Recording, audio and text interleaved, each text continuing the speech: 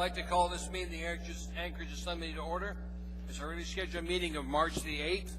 Madam Clerk, please do the roll call.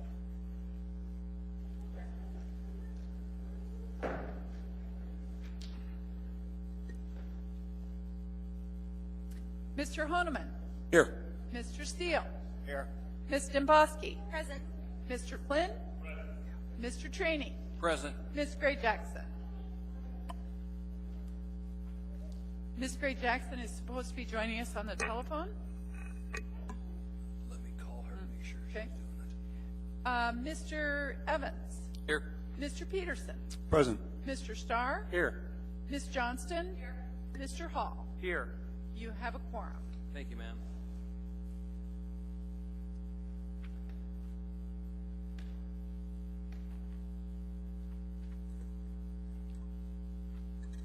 Here's checking with Ms. Gray Jackson.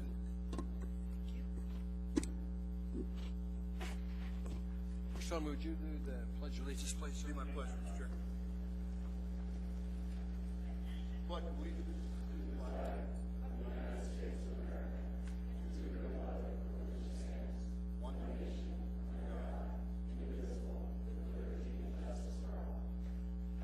Mr. Honeman. Thank you, Mr. Chair. There are no minutes of previous meetings. My thanks to a very efficient clerking staff. Mr. Chair, I have a message from Ms. Gray Jackson. Her bridge is not working. Could we just take a 5 minute? Take a 5-minute ease and let's fix the bridge. It just means we're going to take a 5-minute break so Ms. Gray Jackson can call in. So we'll do that.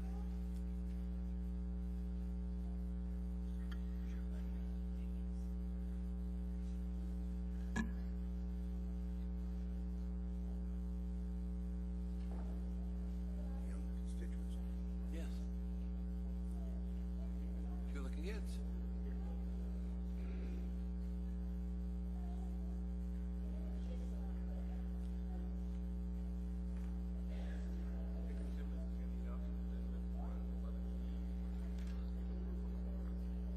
Well, there's going to be a bunch of them.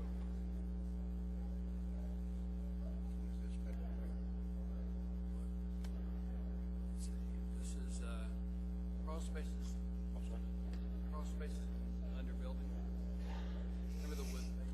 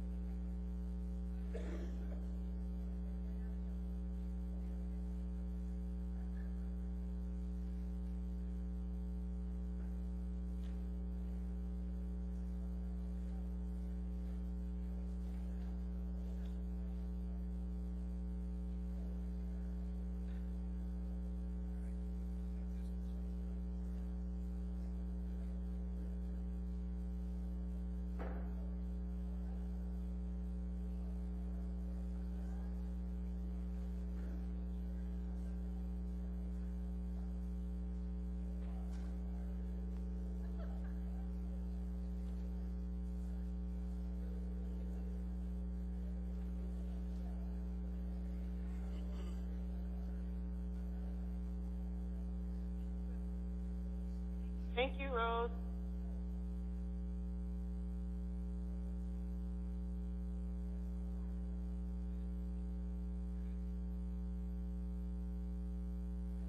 Good. And we spent about 3.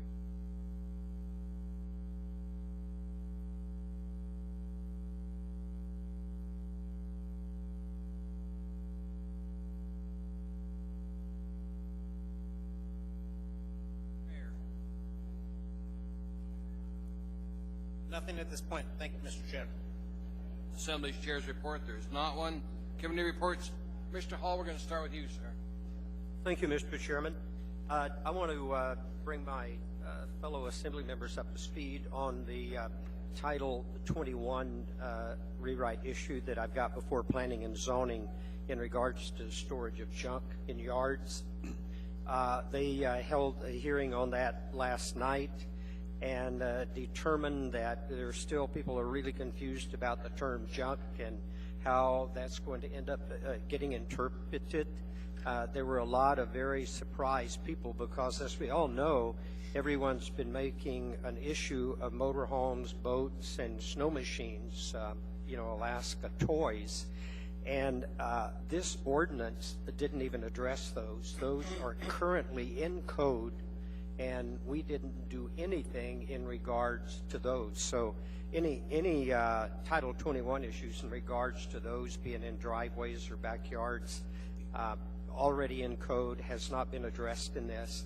But the P&Z has decided that they want to do a work session on this, and I actually encourage them to do so. I think it's a very important topic. I've got emails where people said I've driven around my neighborhood today and I didn't see issues with motorhomes or boats or snow machines. That's not what we're discussing. We're talking about a home in my district 2 years ago that had 29 cars in the yard. We're talking about a home over on 79th that the entire yard is covered with junk, and we're trying to come up with a way to be able to help that because both the neighbors on either side of that particular situation would love to be able to have some help because they're both trying to sell their homes. They've already lowered the price $50,000 and still can't sell. So this will not happen on my watch. It will be handled with them. I encourage them to take their time, try to get it right so that we have the ability to do some enforcement on containing and managing junk in people's front yards. So I have no idea when they will be done with it and send it back, but Tyler assured me that they were going to continue work on it and would return an amended ordinance of some sort to the body for introduction. Thank you. Thank you, Mr. Hall. I'd heard rumors that they're delayed till about June, so hopefully it won't take that long. Ms. Johnston, ma'am. I got a call last week from AML, and they asked me if I would go back down to Juneau this week to spend time with some of the legislators as far as the shifting of responsibility for the unfunded liability and the pension. So I'll be leaving tomorrow morning and hopefully coming back Thursday evening. Ma'am, if there's anything we can do to help you, let us know because that's so critical. I'm glad they've got you going back down there to help. Mr. Starr, sir. Well, two things, Mr. Chairman. A point of privilege to commend the mayor and the operation. Mr. Abbott probably had a fair take. The Iditarod restart in Anchorage, or that went off well. I have the fortunate to fly these folks around. We are truly becoming a winter city. I'm amazed where they come from. Half the crowd I flew today that came back in from the trail back into Anchorage spoke no English. They're French, Chinese, from all over the world. It's fantastic, really, to see them excited about what Anchorage is based for. They're happy to be here in town, frequenting the restaurants and some of that. So I think what we're doing in the winter city environment seems to be making sense, and your operations folks are now getting it now with the Iditarod, the Iron Dog. We can truly open up our downtown. It's spectacular. So thank you for your efforts in that, to do that. Any idea where the snow came from or who paid for it yet on the 7 truckloads? The snow was carefully preserved in our snow dumps for the most part. As it turns out, the snow that came down from Fairbanks was not such that it could be used. So it was a great gesture, and we appreciated the spirit of it.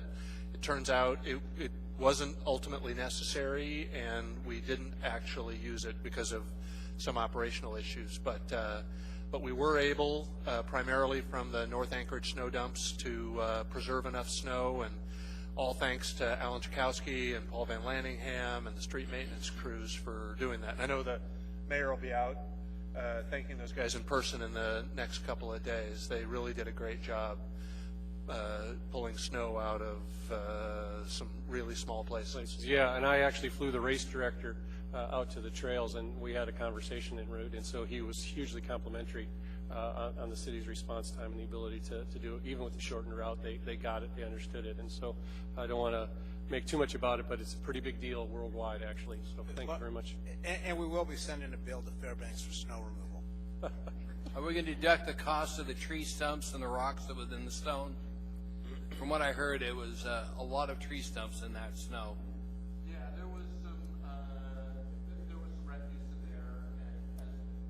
in there, and that's why we weren't able to use it, because we would have put it to use it. We would have had to run it through the blowers. Those are pretty expensive and somewhat sensitive pieces of equipment, and they don't enjoy dimensional lumber.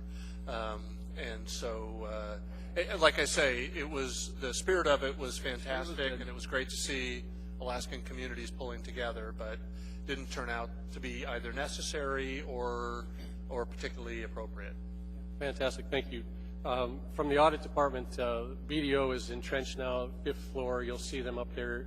It's not a safe zone. You're welcome to go visit, ask them what they're doing. We're not excluded from that. BDO may, in fact, approach one or two of the assembly members for input thereof. It's not unusual for them to round out their investigations on last year's finances through quizzing intents on our financial appropriations and any concerns assembly members may have. So feel free to engage their conversations as well. But BDO's given us 2 weekly reports to the audit committee, show no problems so far. CAFR should be on report and good findings. Thank you, Mr. Starr. Mr. Peterson, sir. Thank you, Mr. Chairman. I've got no committee report this evening. Mr. Evans, sir. No report, sir. Mr. Honeman. Thank you, Mr. Chair. We had a pretty meaningful and discussion-filled Public Safety Committee meeting this past Friday or Friday before. Very engaged and with a lot of information. My last meeting as the chair will be Friday, April 15th, which is, I believe, tax day, significant day.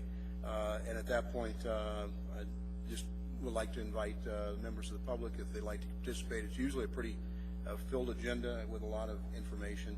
At this point, we'll probably be doing some follow-ups with some of the departments on some earlier agenda items that we had, but nothing significant at this point. I think it's all of election between now and April 7th, April 5th. I've asked Mr. Evans to take over as chairman of that committee.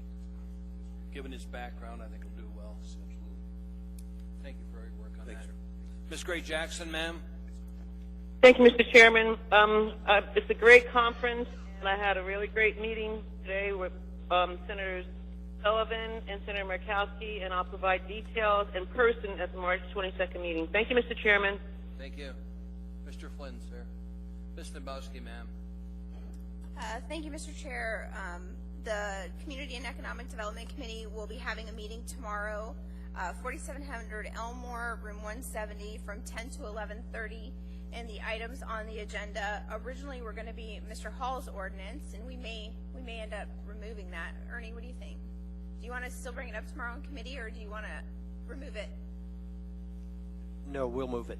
Okay, so the only item on our agenda will be tonight's laid on the table item. It's regarding potential amendments to Title 21, and that will be it for the committee tomorrow. It's an important topic, so Mr. Peterson, Mr. Hall, and myself will be busy going through it, but hopefully if members are interested, they can attend. Mr. Steele, sir. Yes, Mr. Chairman. The Enterprise Committee meeting that was scheduled for this coming Thursday was canceled. We felt that next month's Enterprise Committee on the 14th would be able to handle the items that we have. Good. Thank you. Thank you. Next item on our agenda is addendum to the agenda. Mr. Honeman, I'll need a motion to Move to incorporate the addendum to the agenda. Is there a second?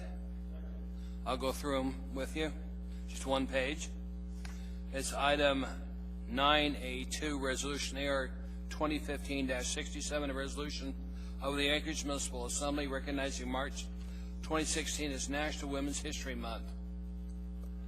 Next item is item 9F11, an ordinance and resolutions for introduction.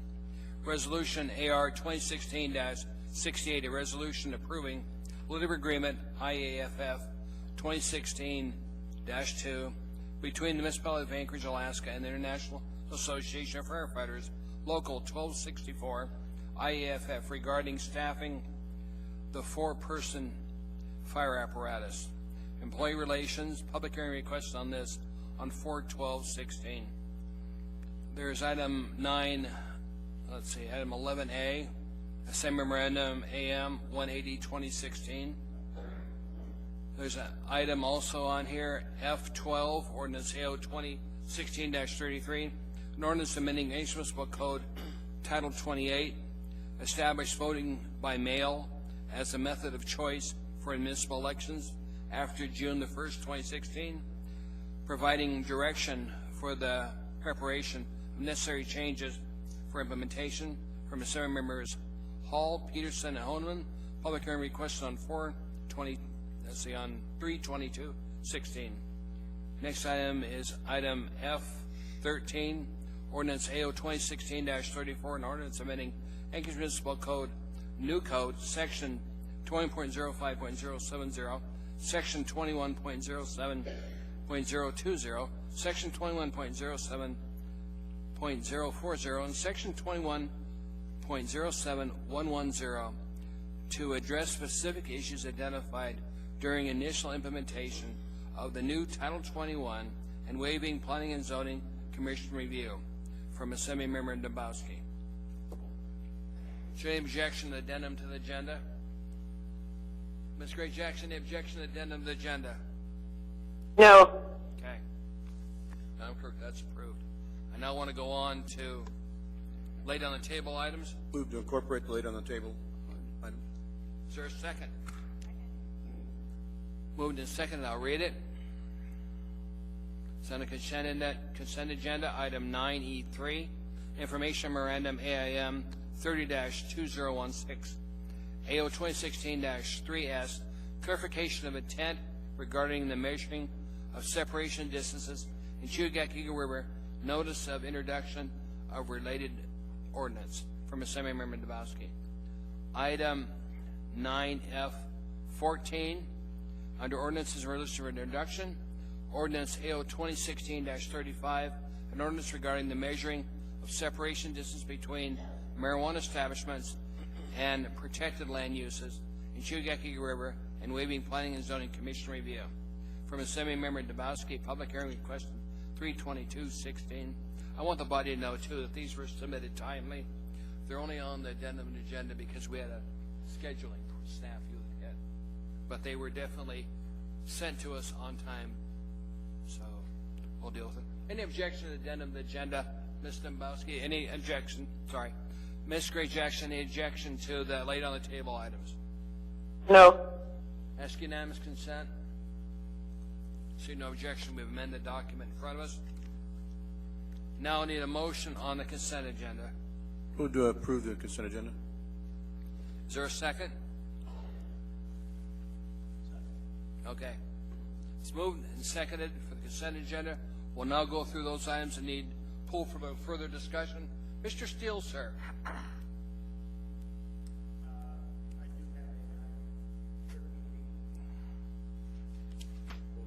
You wouldn't pull back, sir. All right.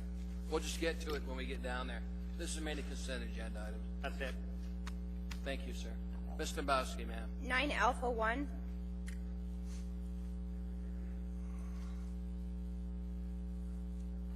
Is that all, ma'am? Yes, sir. Mr. Flynn, sir. Mr. Honeman. Yes, Mr. Chairman, 9D Delta 7 on the regular agenda to correct the typographical error. Is that all, sir? That's it. Mr. Evans, sir. 9 Alpha 2.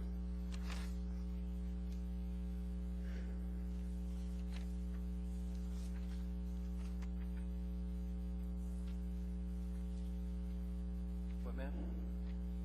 I'll come back to get you. Mr. Peterson.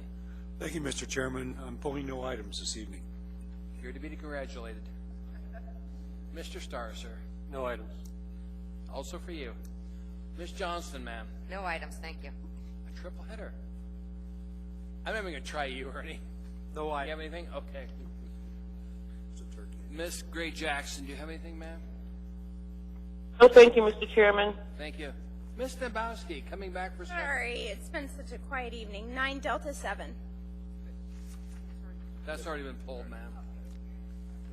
Sorry. And I have one more, sir. Go ahead, sir. 9 Foxtrot 13, please.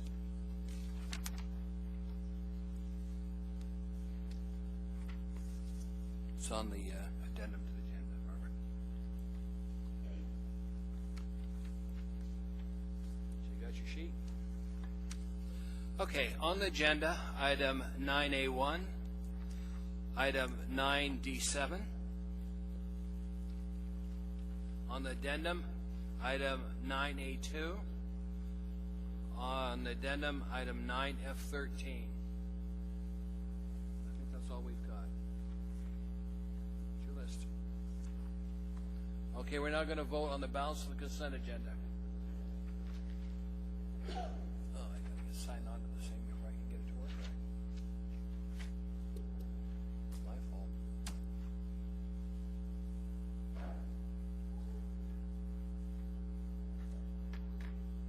What?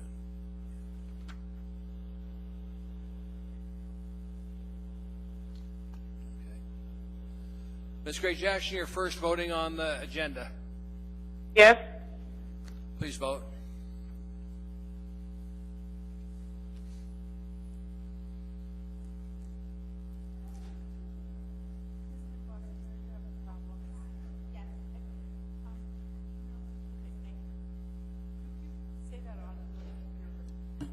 I vote yes. You're welcome. Those items were approved. Now we're going to go back to those items we'll pull for a little further discussion. The first one is item 9A1, Resolution AR 2016-66, a resolution of the Anchorage Municipal Assembly recognizing, honoring, and thanking Anchorage Fire Department Battalion Chief Thomas Preston for his 36 years of public service and dedication to our community. Move to Mr. approve. Dembowski, you pulled that. Second. Been moved and second. Ask unanimous consent.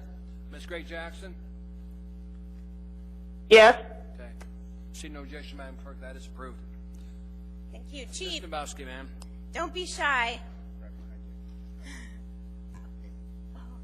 Come on forward. Come on down.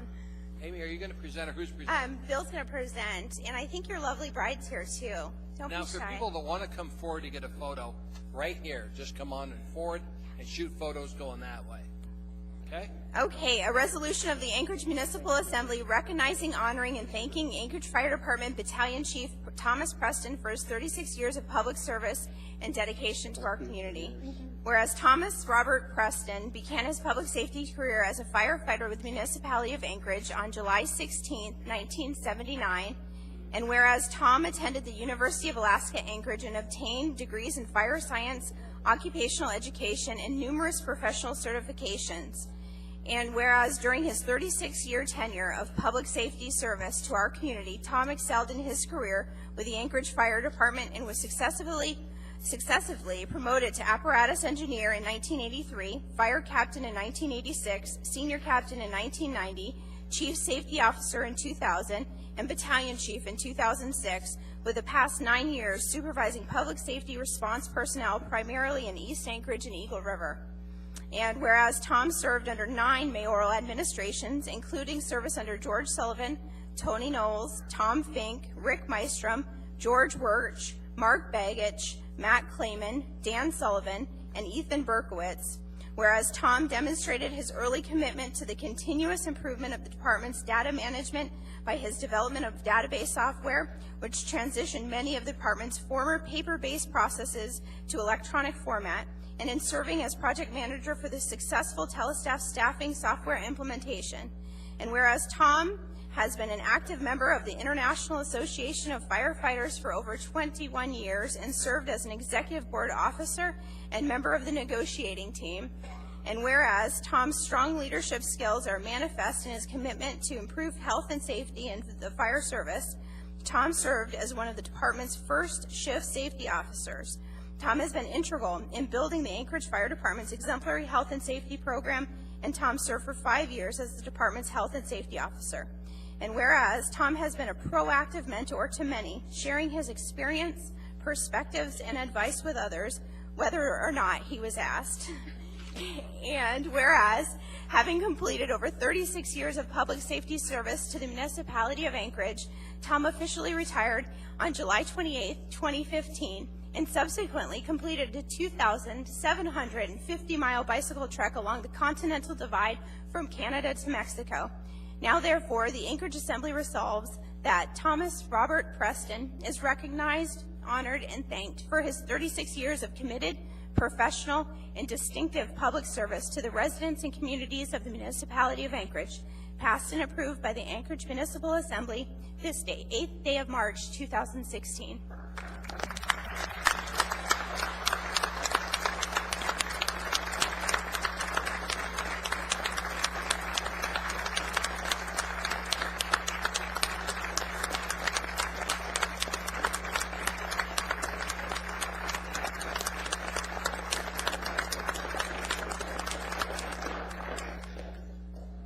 May I say a word?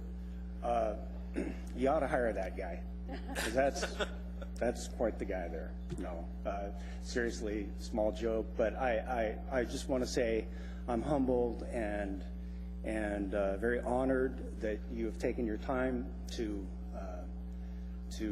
recognize my service. But the true honor for me has certainly been serving this great city. Its wonderful citizens, and especially working with the dedicated and committed people, men and women of the Anchorage Fire Department. That's my true honor, and I thank you very much for that. Thank you. Thank you, Chief. We have a few questions. Don't go anywhere. Ms. Dombowski. I don't even know where to start, Chief. I've been around this department. See, I'm going to get all teary-eyed. I've been around this department almost 17 years now. And in that time, I have seen the top 1%. And you, sir, I would say are the top half of 1%. When I think of all the years I've been around, I hear the good, the bad, and the ugly. As a spouse looking in, you really recognize those who are the cut above because you hear the respect and the men and women who serve below you. And I think of you, and I think of Wade Strahan. Those are two men that I had the privilege to meet. And when I look at this city, and I said it to you when you walked in, the greatest mistake we ever had was letting you retire, because you truly, truly have the respect, the confidence, the skill set, and the knowledge that would be an asset to this leadership team. So if they come knocking at your door, I beg you to consider it. You truly, I know, for those who don't know, Chief Preston was my husband's battalion chief, and he would never talk to me. There was always a wall of separation, and I appreciated that. You know, your professionalism, you never got into the political wranglings of it that I saw, but I do know you had the love and respect of the men and women who served under you, and I can tell you that firsthand because I don't see anybody that my husband talks greater about than you. So. Thank you, Ms. Dombowski. That's just an awesome compliment, and thank you very much for the honor. Ms. Gray Jackson. Thank you, Mr. Chairman. I'm going to be really brief because it's hard doing this by phone, but Chief Thomas Preston, I want to thank you for your 36 years of service. I have so much respect for you and every single public safety officer within the municipality and what you all do to protect the citizens in our community.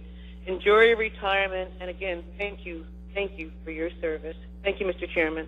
Thank you, ma'am. Mr. Honeman, sir. Thank you, Mr. Chairman. Chief, I don't know what to say either, other than I recalled as a young officer, we didn't have a protocol for bloodborne pathogen exposures or any of that in the safety realm. We had some OSHA requirements, but who did you report it to? And I remember you were actually taking a proactive step of enfolding us in.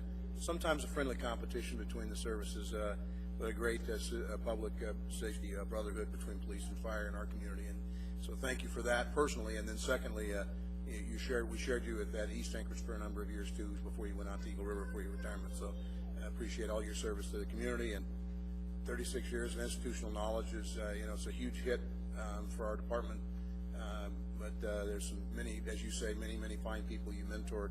I'm hopeful that are willing to take the steps to move up, and will do ably and competently as you have. So thank you very much. Enjoy retirement. Did your wife go with you on the bike track? I guess that was my question. That's a feat in and of itself. So congratulations on retiring, Chief. Again, Chief, thanks for all you've done to this town. 36 years is remarkable. Thanks for your service, sir. Thank you for your service, and thank you all very much for this honor.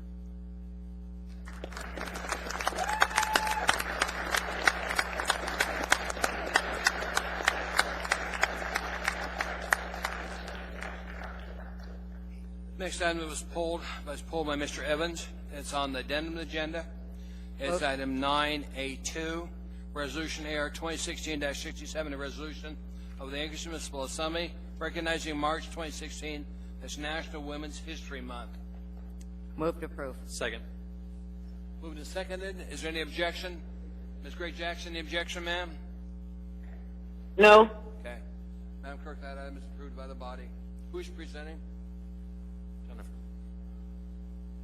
We have somebody? There we go. A resolution of the Anchorage Municipal Assembly recognizing March 2016 as National Women's History Month.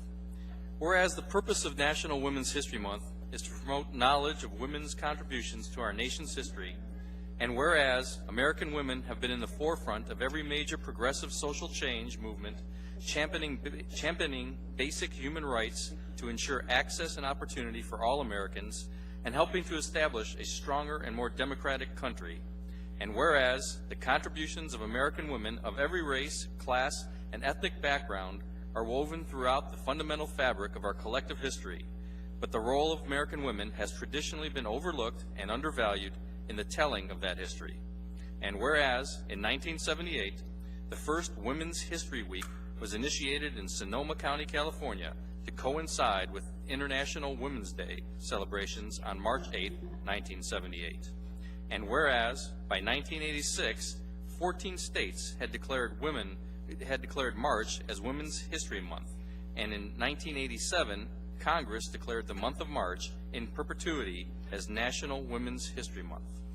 And whereas, the theme for National Women's History Month 2016, working for a more perfect union, honoring women in public service and government, celebrates the women who influence history through public service and government leadership. And whereas, the Alaska Women's Hall of Fame, an organization dedicated to honoring the contributions of Alaska women, will host an induction ceremony for its class of 2016 on March 3, 2016 at the Anchorage Museum. And whereas the Athena Society, a program of the Anchorage Chamber of Commerce dedicated to encouraging the potential of women in the business community, will induct new members and present the 2016 Athena Leadership Award at a luncheon on March 21st at the Denina Center. And whereas thousands of programs and events throughout Alaska and the United States honoring women in public service and government leadership may help inspire in all women and men the will to form a more perfect union. Now therefore be it resolved that March 2016 is recognized in Anchorage, Alaska as National Women's History Month, passed and approved by the Anchorage Assembly this 8th day of March 2016.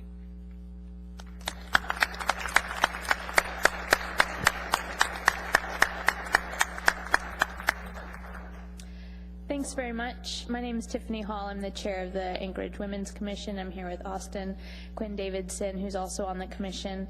I think it's especially fitting that today is International Women's Day, so thank you especially for this. Thank you for presenting us with this honor, and it's a pleasure and an honor to serve the municipality. Thank you.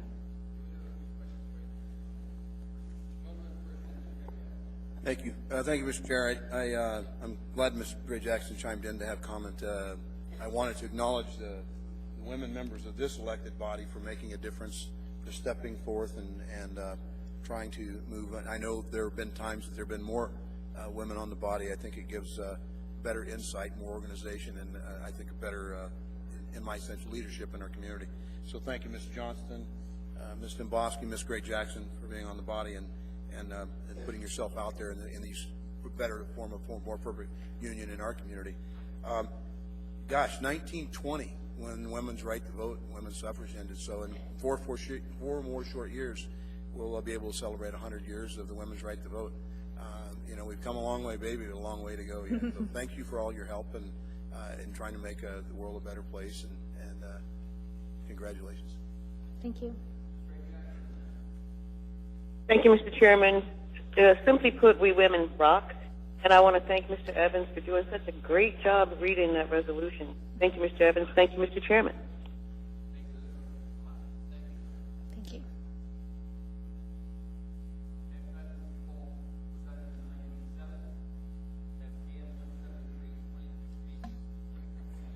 Move to approve.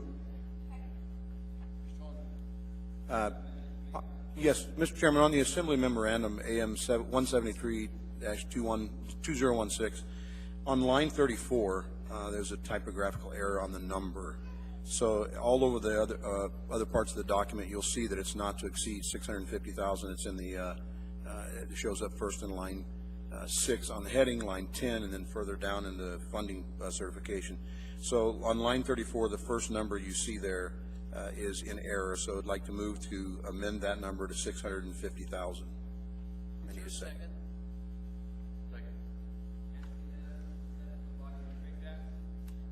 Yes.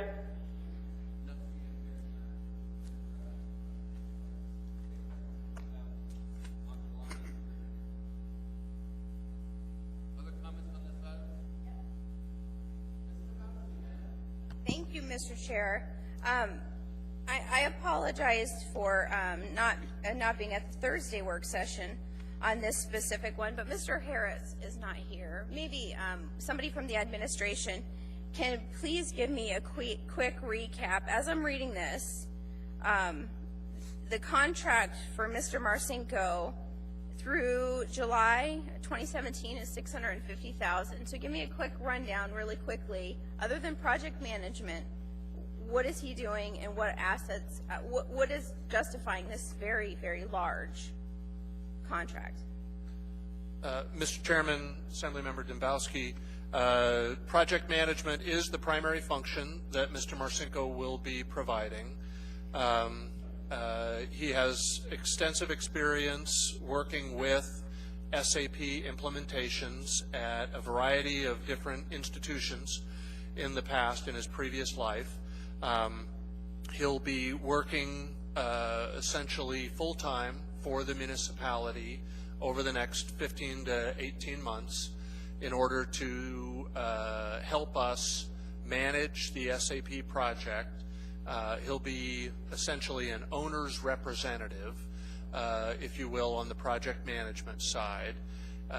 His work is essentially, and his expense is essentially deductive from what we would have otherwise paid SAP to do to manage the project. So we've essentially proposed to shift roughly the same amount of funding from SAP to an independent contractor to support our day-to-day oversight of and management of the SAP project.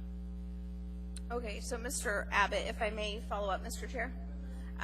So does he bring a team with him, or are we paying $650,000 for one guy? One guy. That's all I need to know. Thank you.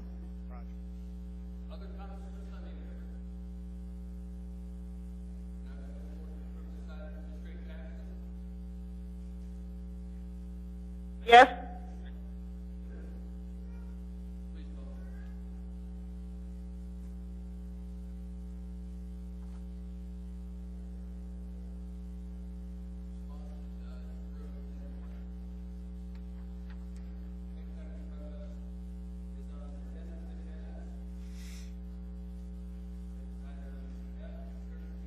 Move to introduce. Move to introduce. Second. Third.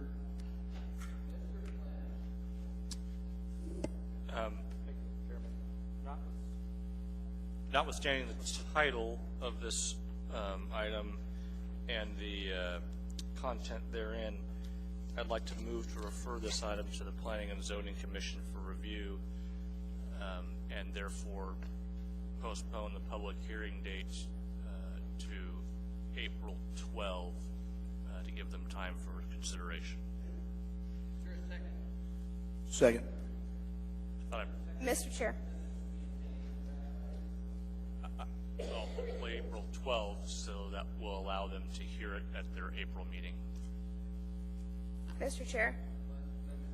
Thank you, Mr. Chair. So we've gone round and round, and I know Mr. Schuette has made some gallant efforts to lobby Assembly members to try to circle this back to P&Z, but I asked the body to go back to legislative intent. And when this originally passed by the body, we made it very clear that we would have fast-track solutions upon implementations for problems as they arose. With that said, the Assembly has every bit of authority, and it's completely appropriate for us to create that mechanism that was promised when this was passed. The issues within this ordinance are not new. They're all things that Planning and Zoning has already weighed in on, and the Assembly chose to make a policy decision. So circling back the same items to P&Z to weigh in on it again is not, ultimately we expect the same result.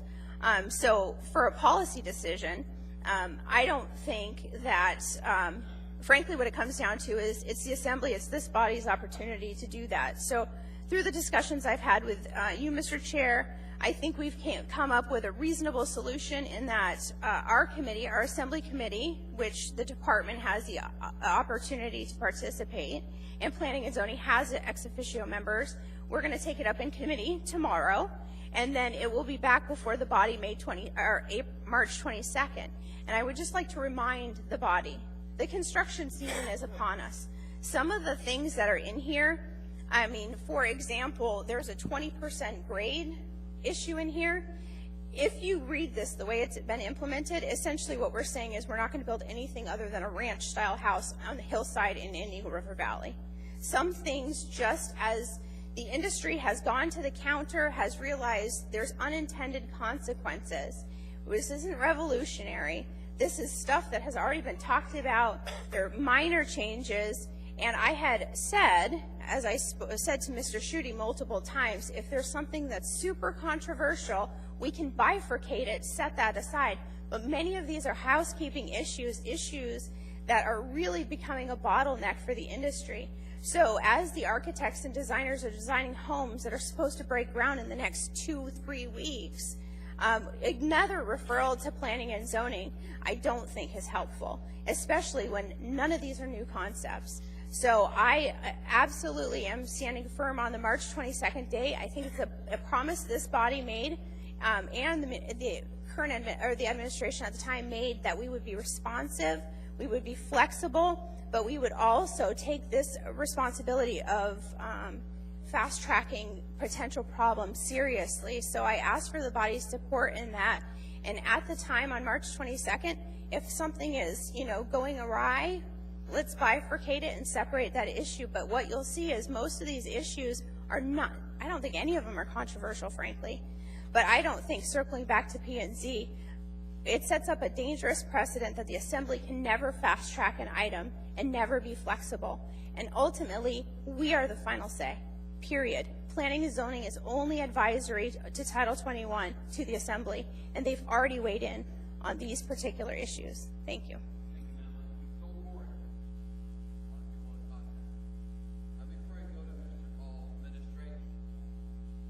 To the administration, how backlog is P&Z? Rumors I hear say they couldn't even address this till June. Where's reality at? The noticing requirements would allow this to be heard by Planning and Zoning Commission at their April 11th meeting. We believe that they would take every effort to hear it at that time. Okay. Mr. Hall, sir. You're sure in front of us to send this to P&Z and not deal with it until it comes back on April 12th. Thank you, Mr. Chairman. I think the one issue that we all tend to forget, and I'm really mixed on this. I appreciate the fact that we can get items through P&Z. I think their input is excellent and truly appreciated. But the thing that I see that continues to happen with us is we have a land use map that P&Z was going to have ready before we ever had anybody apply for a marijuana license. We thought it was going to be heard in November.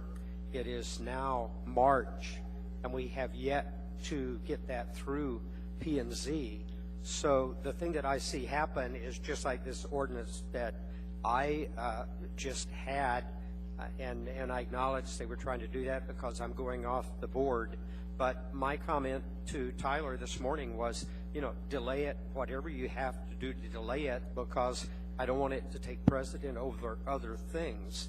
And when we keep doing this and sending items that are going to have precedent and moved ahead, it's hard to make an issue of the fact that we've got a critical item to the community in regards to the land use plan that, quite honestly, when we passed Title 21, I think it was 3 years ago, the land use plan was going to be ready by the end of the year. So I do believe that we've got those individuals that are given tremendous time and effort of their time pretty well loaded down, and they're, quite honestly, I think in some instances spending more time in meetings than we are every month. So I think it is a serious consideration about the burden that we tend to put on them without really thinking about it. Thank you. Thank you, sir. Mr. Evans, sir, on the issue in front of us. Thank you, Mr. Chair. Last week I was standing in a very long line trying to cast a vote in the presidential preference poll, and I made the huge mistake of advising the person in front of me that I was on the assembly, which led to, he just happened to be a developer, does a lot of the development on the hillside, residential development, and he gave me, in that half hour we stood there, a pretty good earful about some of the problems that he's experiencing on some of these issues in the new Title 21, especially the slope requirement that Ms. Dombowski spoke of, to such an extent that he says it's actually starting to stop projects in the works in certain areas on the hillside and some of the nicer, actually, developments. And it was clear from the talk with him that it's an urgent issue, at least that aspect of this bill. And I agree with Mr. Hall that you know, we do keep burdening P&Z. I think it's an issue we can handle. We passed Title 21. We're familiar with it. If this goes through the committee process, I think with public testimony, we should be able to vote on these changes and get this out. You don't have to agree with the changes, but we should be able to have a fast process that gives the industry some relief if we deem that warranted. Thank you. Thank you, sir. Mr. Starr, sir. Yeah, I think the issues where I see planning and zoning as effective is to help us wade through sort of the public input requirements, and I'm not certain that we cannot do that with this topic at this level, and I think we almost should, partly because it's time for us to take ownership of the documentation that's starting to hit the field. I think we're the best and most qualified to sort of analyze it. We're going to wear out our welcome down with those folks. It's a volunteer basis and environment thereof.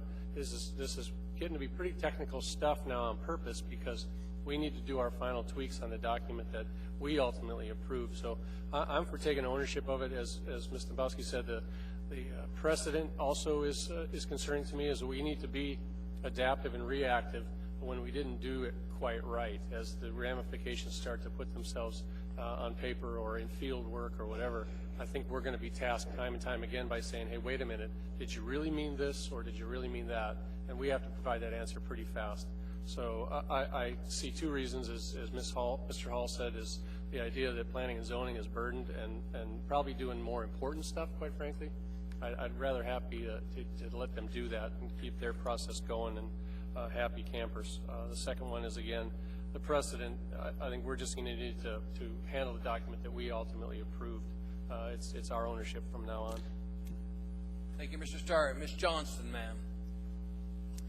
Well, I agree with everything that everybody else has said, and back to the land use map, that was supposed to be done my first year of my last term, and it isn't. I would put the onus on the administration. If they do have issues with this ordinance. I think it's up to the administration to clearly write those out so that the Assembly can hear what your issues are. So when it does go to public hearing in 2 weeks, we'll be prepared and be able to answer them. Thank you. Thank you. Mr. Flynn, sir. And then the mayor's got a comment. Well, Mr. Chairman, there are a few topics I enjoy less than Title 21. How about jeans? And so I do appreciate the input of others, but I'll defer to the mayor's comments before I make my next comments, and then if you'll let me back in the queue, I'd appreciate it. Mr. Mayor. Thank you very much, Mr. Chair. You know, in my experience, I'm always concerned when industry or lobbyists write legislation and it goes into the hopper without fair public process. And there's a reason why planning and zoning is part of this public process. It gives an opportunity for all sides and all perspectives to weigh in. Rushing something through sometimes creates an appearance that one side or another is favored in a debate, and I'm going to make sure, with the authority that I have as mayor, that the process is protected here. I just want the Assembly to be aware of that. Thank you, Mr. Mayor. Mr. Flynn. Go ahead. Well, Mr. Chairman, I see where this is going. So I'm going to withdraw my motion and let the Community and Economic Development Committee work this out with the administration, because I have a suspicion that that's a more effective process than I withdraw the second. Okay, motion first and the second are withdrawn. We now have in front of us the original document. Just introduced. Just for introduction. Any objection to the introduction of this item? Ms. Gray Jackson. No. Okay. Ask unanimous consent for this to go forward. Not seeing any objection. That is approved, Madam Clerk. Mr. Chairman, Sir? process you just followed, can you clarify your ruling? Because I believe with the first, second, and the third submittal, you don't have the right to comment on that. Well, look like they both reversed it. If you want me to do something else. No, I just, your interest to sort of move it forward, but seeing and hearing no, whatever you recited, I think is a little bit out of order. Madam Clerk? Partly because Mr. Flynn did have some concern, but The item was introduced because we had 3 people introduce it. So it's going forward. It's not delayed to go to P&Z. It's going. No, I get that. I was more interested in your comments about the ruling of the chair, let it go forward, or that. So that because both the first and the second withdrew the amendment. Certainly, that's the case. I think that's what I it. did. But once it has a first, second, and a third, it's not your prerogative to pull that item again. It wasn't pulled. Bill, it wasn't pulled. Okay, thank you. I tried to tell you it wasn't pulled, sir. So we're moving forward. That should complete everything that was pulled. Okay.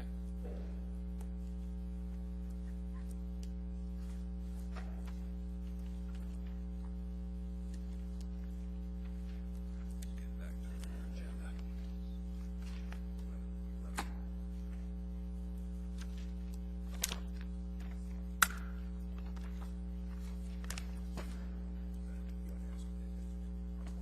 What? I don't think anybody. Was anybody appointed to a border commission?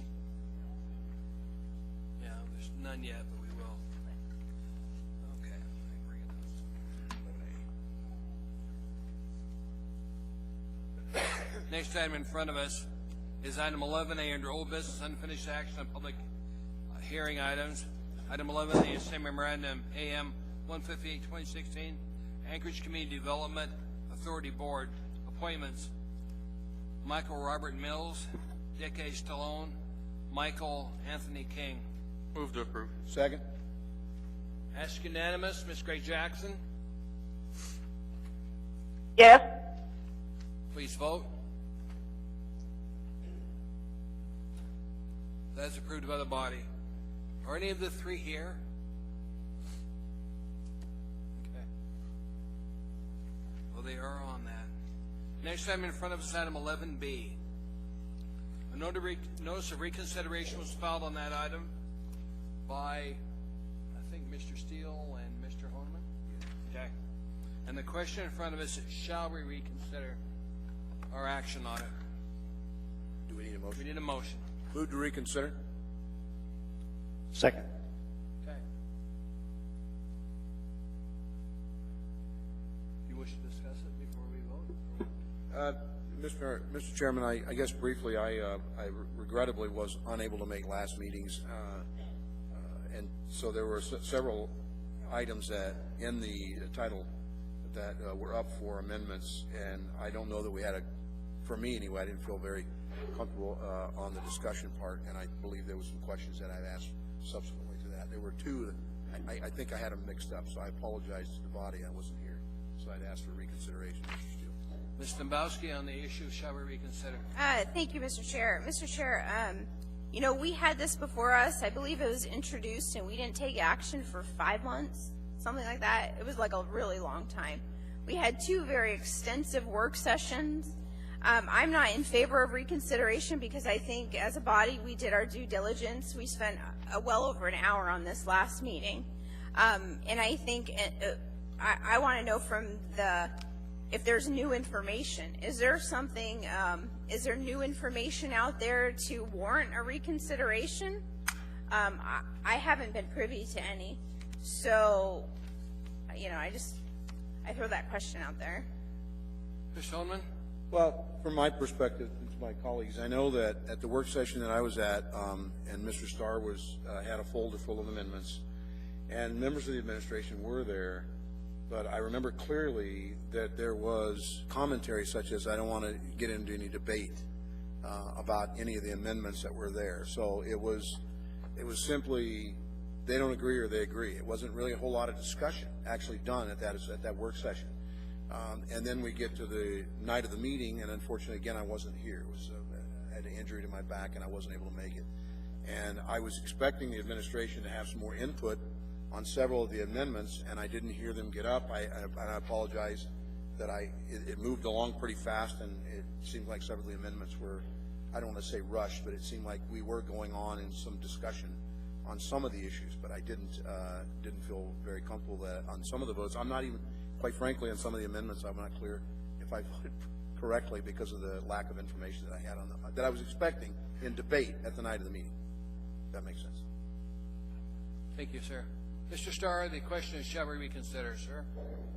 Well, I'm not in favor of it, and some of it is sort of what I sense is, shucks, I lost that one, I want to bring it back.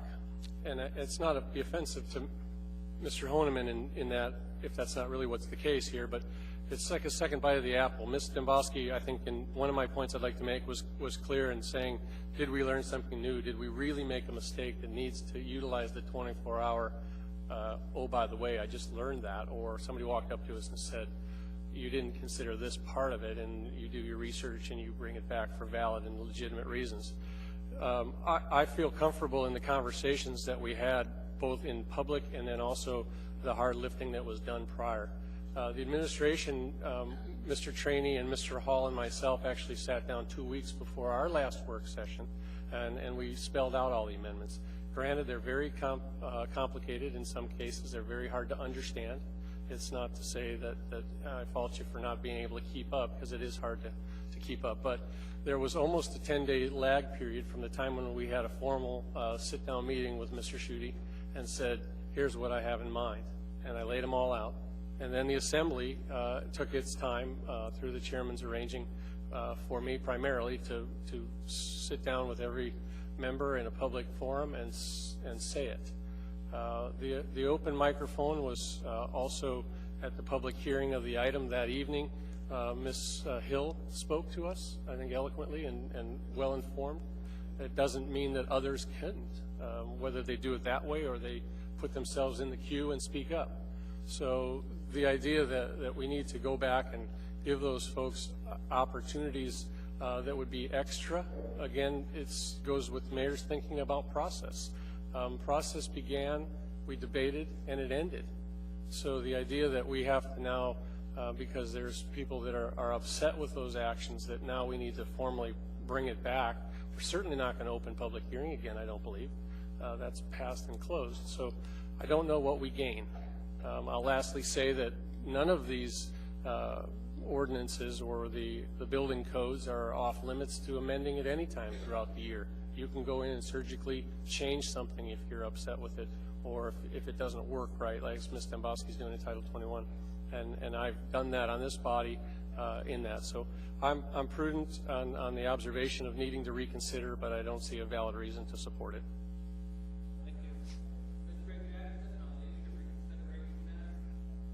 No comment, Mr. Chairman. Thank you. Okay. Ms. Dembowski on the issue of reconsideration. Okay. Mr. Evans on the issue of reconsideration. Yes, sir. What Mr. Honeman is proposing is essentially that he wasn't satisfied with the extent of the debate or the information that came out in our debate. And I think if we go down the path of allowing that to be a reason for reconsideration, especially on these larger issues where we have many amendments and we're spending hours on it, we run a very big risk. Everybody well knows, I have a very big problem with when we do the procedural motion for reconsideration in order to foreclose the possibility of actually reconsidering it later. And I have a little fit every time we do that. But in retrospect, if we're going to go down this path where anytime any of the 11 of us is not satisfied with the level of the debate, we do a reconsideration, then I think what that's going to lead to, unfortunately, is more of these procedural motions for reconsideration where we foreclose that possibility, especially on these larger issues where we don't want to revisit them again the very next meeting. So I agree with Mr. Starr. I think that if somebody is dissatisfied with something we passed, any of the amendments we passed last week, the better course would be to file an ordinance, make a change to the code in that manner, and not reopen this can of worms in this manner. Thank you. Thank you. Mr. Honeman. Yeah. And Mr. Steele. Mr. Chair, I have to apologize not able to be here. If I could have been without some significant amount of pain and some discomfort tonight even, but I would have been here. So I apologize profusely to my colleagues for that. I go back to in what Mr. Evans just spoke to. I'm glad no one filed a motion to reconsider an urgent no vote. We have a process in which we can reconsider any item on the agenda that we take action on. And to suggest that, I've done motions to reconsider in my almost 6 years on the body, maybe twice, maybe 3 times if my knowledge recollects. I know other members of the body may have done it even more so. It's not a process that I enter into lightly, and it's not for gamesmanship. There were some serious questions in debate that I was expecting, and I apologize not being prepared for that telephonically. So I'm urging the body to give serious consideration for the reconsideration so we can address. I think there's only 3 matters that really needed to be addressed, and one, I think 2 of the 3 at least are in the interest of public safety, or what I consider to be public safety, and I'm, as you know, probably the public safety guy as one of my primary considerations. So I urge the vote to reconsider. If it doesn't, we'll take the next approach. Thank you. Mr. Steele, the question is, shall we reconsider? Yes, Mr. Chairman. I'm the one that did the second on the reconsideration because I knew that we did have some corrections to the document. If we're able to go ahead and do those tonight to introduce and vote on those modifications, then the reconsideration, I'll draw my second.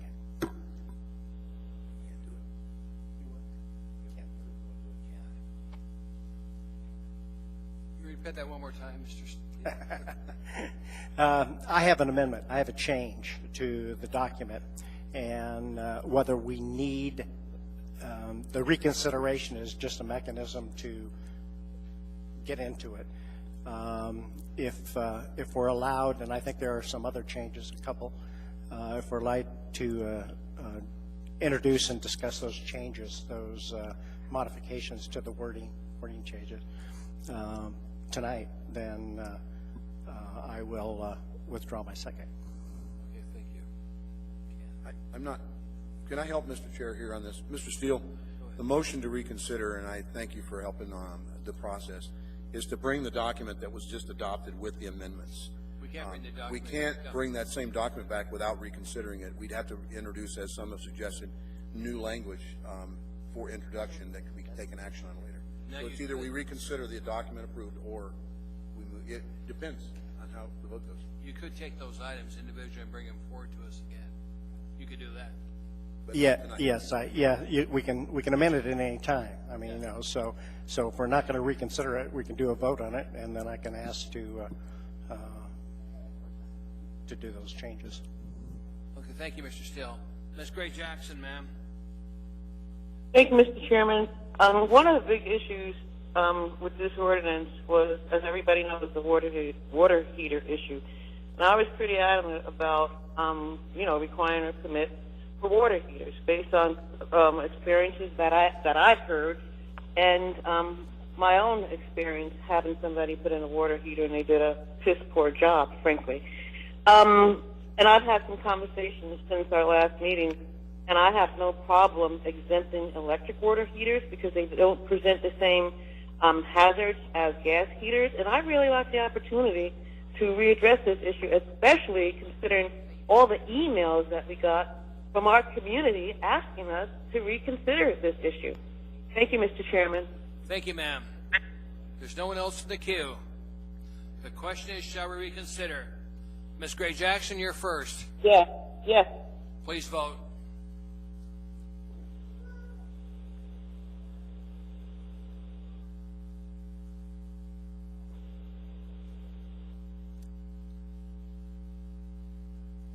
Item is not reconsidered by the body.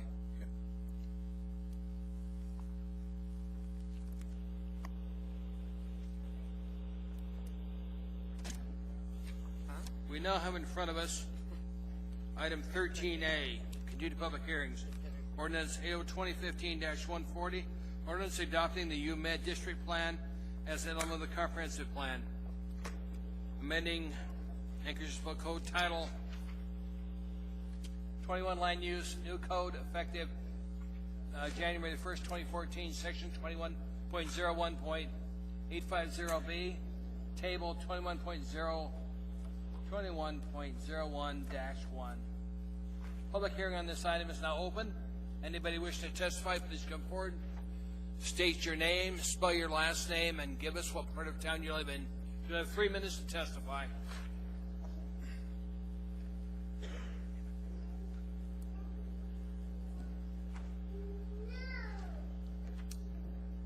Welcome, sir.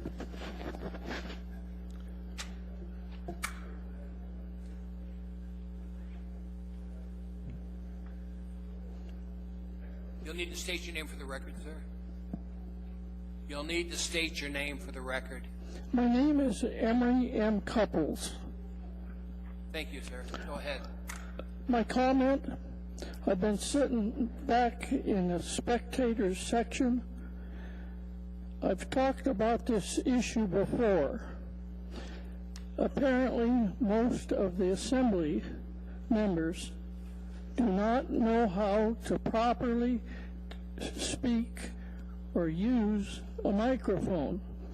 And all due respect to you, Mr. Trainee, you do not speak into this bulb, and you're soft-spoken, and you turn your head down, and when you do that, turn your mouth away from the microphone, your voice is muffled. And I have excellent hearing, but it's maddening to this 76-year resident of this city to come to these assembly meetings just rarely. I wasn't planning on coming tonight, but I happened to be using the library, and since they did all of this reconstruction, I thought it'd be interesting to come in here. But I've talked about this before, and you need to speak up and talk into the microphone and not turn your head unless you take the microphone with you. It's real simple. But let's, these people that come and sit in the spectator section are here because they want to find out how our government works. And if we can't hear, it's not a good deal, and it can work, but you got to learn how to not turn your head when you're talking into the microphone, because the person that you may be talking to or about, they're going to be able to hear. You don't have to look at them. That's all I have to say, and I hope that I never have to come before this body again on this particular issue. Thank you, Mr. Couples. Appreciate it. Anybody else wish to testify on the UMed district plan? Anyone at all?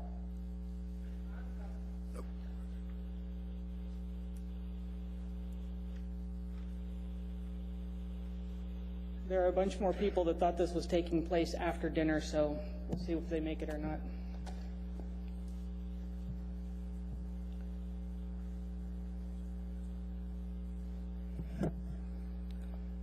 Hello. Welcome, ma'am. My name is Carolyn Ramsey. I'm a 42-year resident of Anchorage, and I'm testifying tonight on behalf of the Airport Heights Community Council. For the most part, Airport Heights Community Council approves of the UMed district plan. We do have a couple of concerns that we would like to express tonight. On page 42 of the UMed district plan, it states that Burgaw should be used as a direct gateway into the district. Yet Page and Turnbull, who was hired by the municipality as an assistant for planning for the UMed district, states that Burgaw should be used to provide a direct access to either university, but not to be used as a direct access into the district. And this is one of our biggest concerns with this. And I'm not sure if any of you know or not, but currently the UMed District Road is before the Board of Adjustment as far as planning and zoning, and that resolution has been put forth to the Board of Adjustment through an appeal process, and that appeal process will continue probably through April until it is settled. And at that point in time, we'll see how that comes out. So that's one of our big concerns. Also, that as the road is currently designed, it has on-street bike lanes, which do not fall into the UMed district plan as a whole. It does not comply with all of the road designs. The sidewalks and the multi-use pathways must be separated by 10 feet, and that's as per Muni Code and Muni roads. So we'd like to make sure that this stuff is taken under consideration, which will happen through the Board of Adjustment and possibly through this body, depending on what you guys decide to do tonight. I would also like to state that many people in the UMed district plan, or many people in the UMed district, Airport Heights is right outside. We used to be part of it. We got kicked off to the side a few years ago. But we would like to say that, you know, we do very much advocate for the live, work, play standpoint, and as far as having people that want to live within the district, having enough housing for them to live within the district and be able to walk to where they want to go and what they want to do. As 4Acre has stated, that more and more people are getting out of their cars, especially the younger generations. They don't want to drive. They want to take public transportation. They want to ride their bikes. They want to walk. They want to do all these other things. And they're moving, especially in the lower 48, you see this happening all over the place, and it's going to happen up here. They're moving into smaller homes with smaller mortgages so that they can go out and they can live and play and not spend all their time working for the roof that's over their head. And we'd like to continue to see this happen within the UMed district. Many of us live in smaller homes on the smaller lots, and we do that for this reason. So we'd like that taken into consideration. The UMed Access Road, as many of you know, has been a very big contentious point of view within the city through many of us. The other concerns are what's going to happen to Burgaw if that road does go through. Burgaw's already got a capacity issue. There's not really any place to put the cars. The plan states that as far as the draft design study plan for the road states, the traffic's expected to increase along Burgaw by 50% within 15 years. Not really sure where that traffic's going to go. The only way to widen Burgaw is to get into eminent domain and take land on both sides. There's currently, the last tax assessed value that I did, there's $50 million lining Burgaw Road, and that's tax assessed. That doesn't count the churches, it doesn't count the substation and all these other costs that would be incurred, which is a concern, especially for me on a fiscal constraint, because I don't want to spend any more money than this municipality has to spend. I don't think we have it to spend, and I don't think this is a good place to spend it. As far as the pressure relief valve for Burgaw Road and what has been stated by planning and by DOT for that, not Muni planning, but the project developer planning, is that the relief valve was supposed to be the highway to highway, and I really don't know where that money is going to come from. And highway to highway, last projection I heard was roughly 45 years out, and if we're looking at a 50% increase within 15 years, and we're looking at 45 years out for highway to highway, there's 30 years. I'm in my mid-40s. That's kind of a long time. And it's a concern for me, especially after growing up here. You have about 30 seconds left, madam. I have 5 minutes? You're up. That's what, okay, well, then I guess I've hit it, and I'm sorry, there were some other people, especially from the UMed district, who did want to come make their voices heard. I know they're in their cars running, but we thought this was happening after you guys had dinner. So they were watching for dinner break. So thank you very much. Are there any questions? Thank you. Any questions from assembly members? Please. There do not appear to be any. Thank you. Okay, thank you very much. Oh, good. Thanks, Tim. Welcome, sir. Mr. Chairman, members of the Assembly, my name is Tim Potter with Dell, and I'm here with Andrew Romerdahl with Providence, Alaska Medical Center. I'd like to do a real quick handout, and I'll keep my presentation very brief.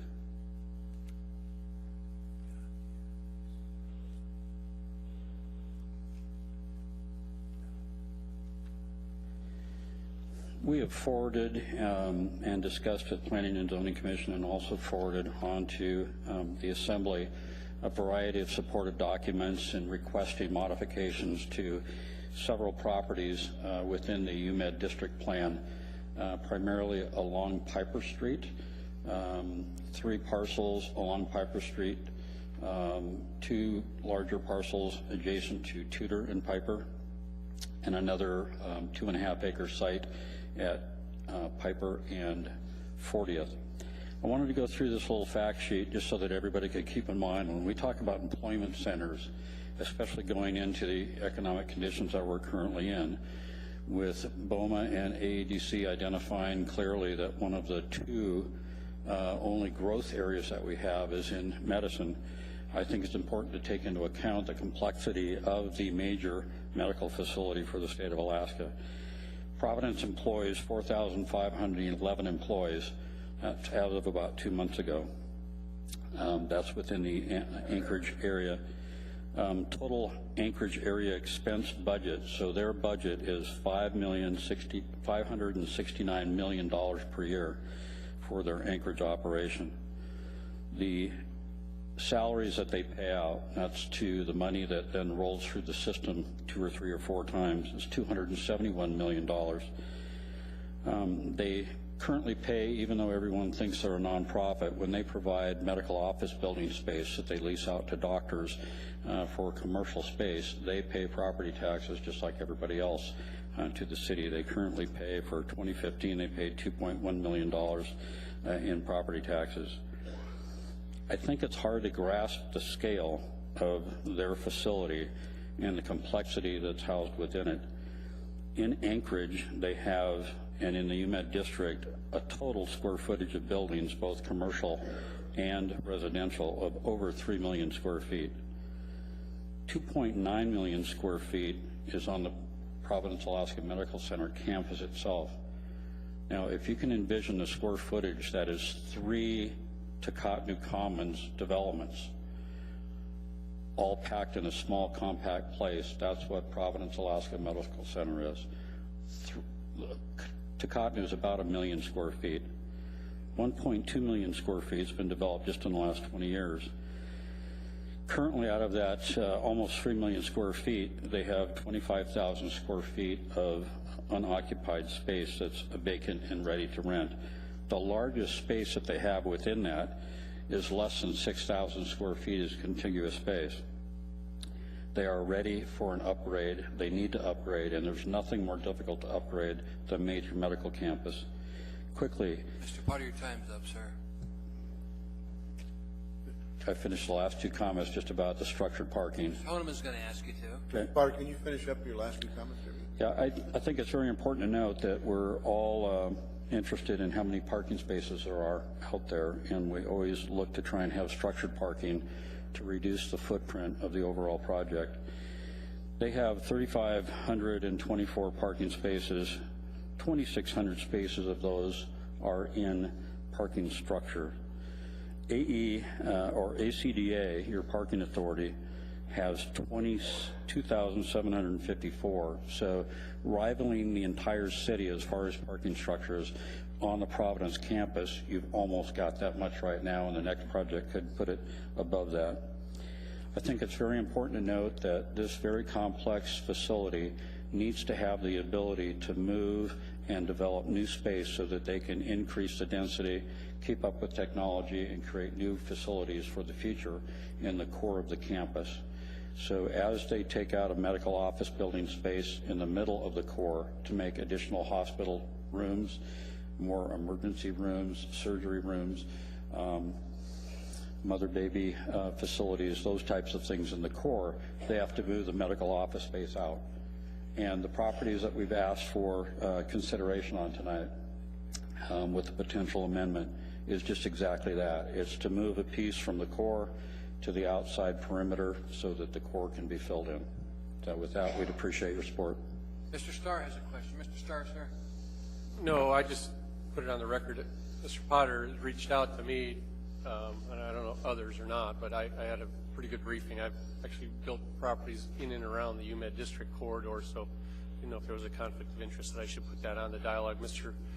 Potter's never worked for me directly, but that conversation did occur on that. I didn't feel like I was being lobbied. I think it was a very interesting exchange on that. So my question to you, Mr. Potter, is the amendment, you feel comfortable in the way it's being presented tonight and the content of it will accomplish sort of that? Yes, that will accomplish that and give us room to at least make the next few additions to the hospital core itself.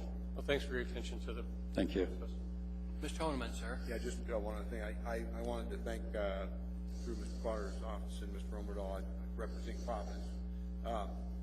Yeah, I do think that we're remiss around our community about parking. You know, we tend to like Hot New Commons. You know, we put a lot of asphalt out there and pave. We missed a good opportunity, I think, and maybe it's not too late. Maybe down the road when the dollars are there. I know parking structures are costly. It's a building that's not walled. Maybe there's some plumbing, particularly for drainage and such. But I think it's a good return on the investment, particularly in a winter climate. And for safety, if they could have like the spines or bridges and walkways that get you to and from your areas of commerce, in this case, area of business. So I think it's you know, hopefully the amendments will cover Providence and make it easier for them to or encourage them to continue on, particularly the parking structure side. Great. Thank you very much. No other questions. Thank you, sir. Thanks. Anybody else wish to testify on the UMed district plan? Can you what? Give it to the clerk if you would. Thank you. Anybody else here that wish to testify on the UMed district plan? You need to come down front, ma'am. Thank you. You whipped through the agenda, and I saw you bringing this up, so I zoomed into my car, and here I am. My name is Barbara Carl, K-A-R-L, and I'm speaking as an individual, although I am president of the Airport Heights Community Council. Carolyn Ramsey is representing the Community Council. The thing that I noticed in the last several years, and I was shocked and amazed and horrified about how much development of medical office buildings have taken place in that area that I was totally unaware of until I had need for one of their facilities. Anyway, this community, it's just being developed by lots and lots of big office buildings, and I question, since we want to be a community where we live, work, and play, I wonder, are we allowing enough residential area in the area so people who work in those large office buildings, medical complexes, will be able to either walk to work, bike to work?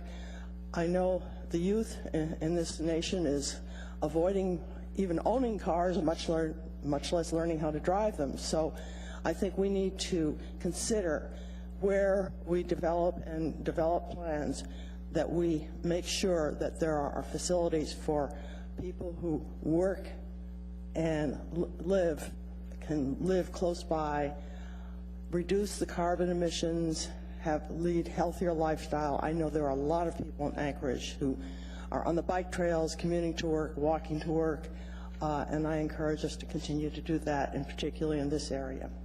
Thank you. Thank you, ma'am. There are no questions. Anybody else wish to testify in this item? Please come forward.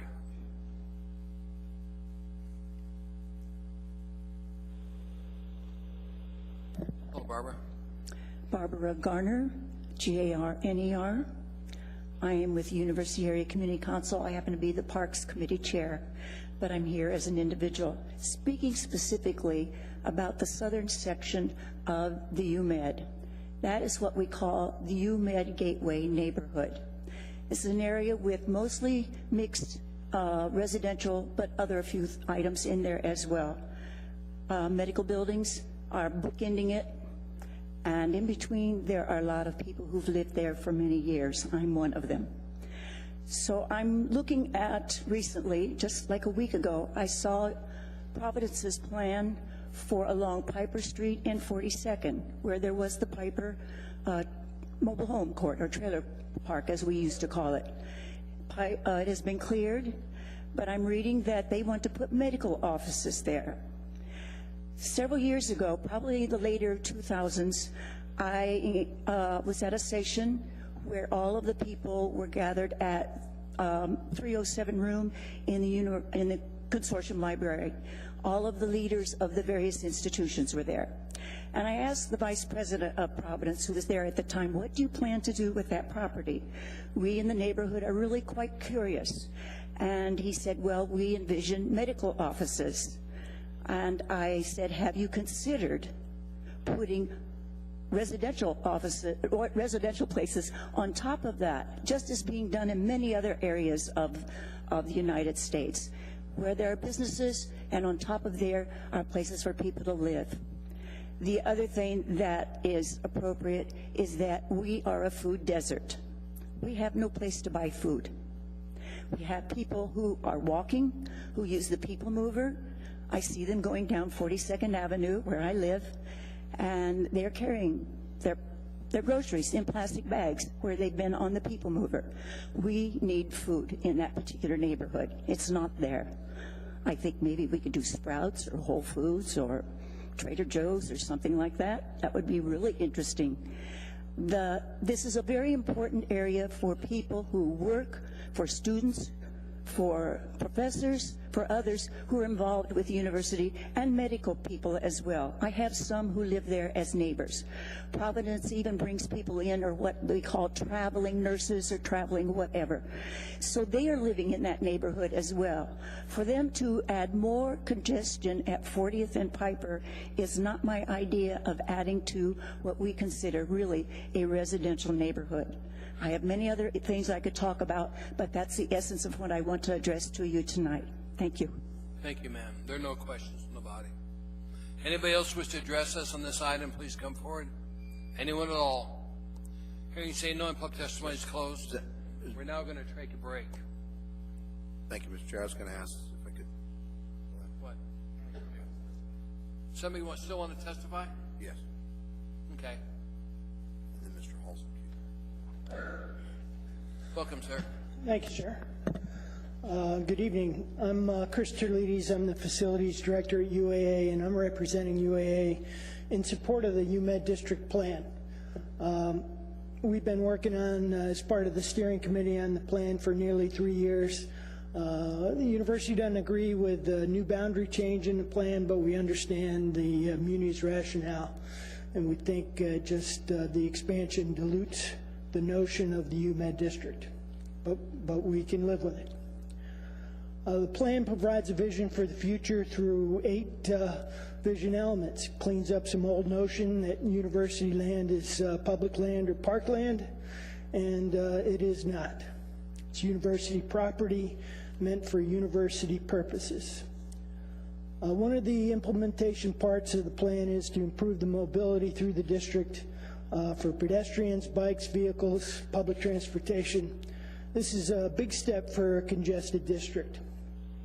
The university strongly urges that you leave the McGraw extension, the notion of a road through there, in the plan. The possibility of the road was in the 2003 version of the plan, and there are conditions that would allow its construction at some time. The university's master plan shows a similar road in support of future university and UMed area growth, and we urge you to leave it in the plan. The plan includes a revised UMed district land use master plan that considers park space, open space, and other development or redevelopment areas. It includes ideas such as the master plans for University Lake and Goose Lake parks, possibility of a university village, mixed use and mixed density housing, and the possibility to develop a district heat and power solution for the area. Plan also supports the ongoing collaborative communication process using the UMed steering committee and the community councils. Plan is implemented, has an implementation schedule which some has already taken action.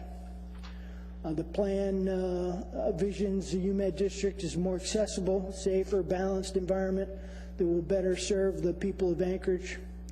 I thank you for your time and support, and hope that you approve the plan with the notion of the McGraw extension or the Elmore extension in it as part of the future. Thank you very much. Any comments, questions from assembly members? Not seeing any. Thank you for your testimony, sir. Anybody else wish to testify on this item? Please come forward. Anyone at all? Hearing and seeing no one public, somebody's closed.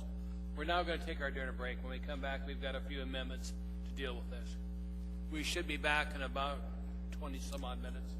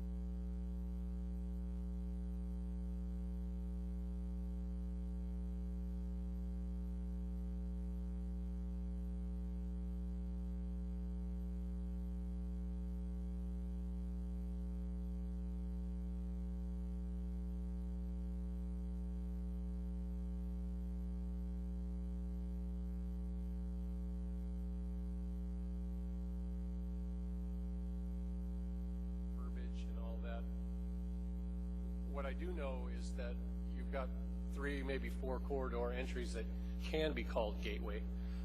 We're pretty committed to Piper. I heard the residents that say ease up just a tad, but the traffic, the traffic calming devices, the visibility, the signage is all right. So I'm comfortable with the amendments. I'm comfortable to move this one in particular for the emphasis thereof in how the plan would be modified. So other than those, I urge approval to that amendment. Thank you, Mr. Starr. Are we getting it? Thank you. I'm here. Thank you. Okay, that was Elvie. Your item was moved by Mr. Starr, seconded by Ms. Dembowski. Comments on it? Mr. Starr spoke eloquently to it. Comments, ma'am? Okay. I'm sorry. I'm lost. Okay, where are we? Because I just got signed on. We're on your amendment. Okay, are we ready for me to do the amendment, Mr. Chairman? He already did. He already moved the amendment, seconded by Ms. Dembowski.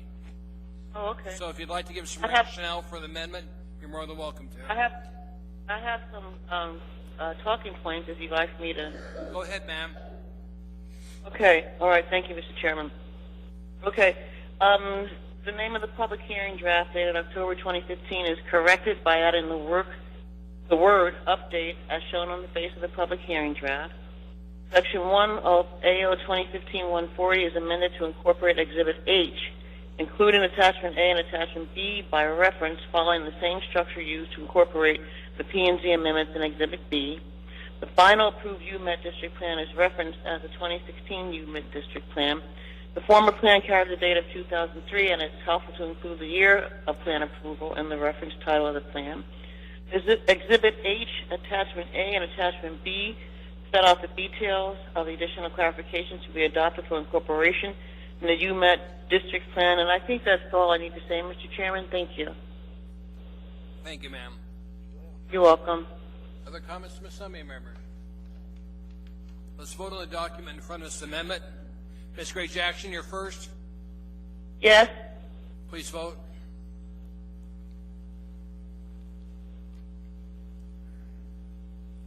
That's approved unanimously by the body. Are there any other amendments for this document in front of us? Not seeing any amendments, so we're going to vote on the main motion in front of us as amended. It goes along with this one. Okay. Ernie Hall, sir. Thank you, Mr. Chairman. I've got some comments I'd like to share, and I'd start with Mr. Steele, you, and Ms. Gray Jackson, the similarities of things that we happen to share in the fact that our districts happen to have some of the highest jobs within the community. The airport, 1 out of 10 jobs in this community is located there. UMED district, in 2010, there were 19,000 jobs in that UMED district. 2015, that grown to 24,248, up in excess of 5,000 jobs over 5 years. Healthcare, social services, 11,700. Education, 2,336. Retail, 2,186. And the balance broke amongst all the other businesses within that district.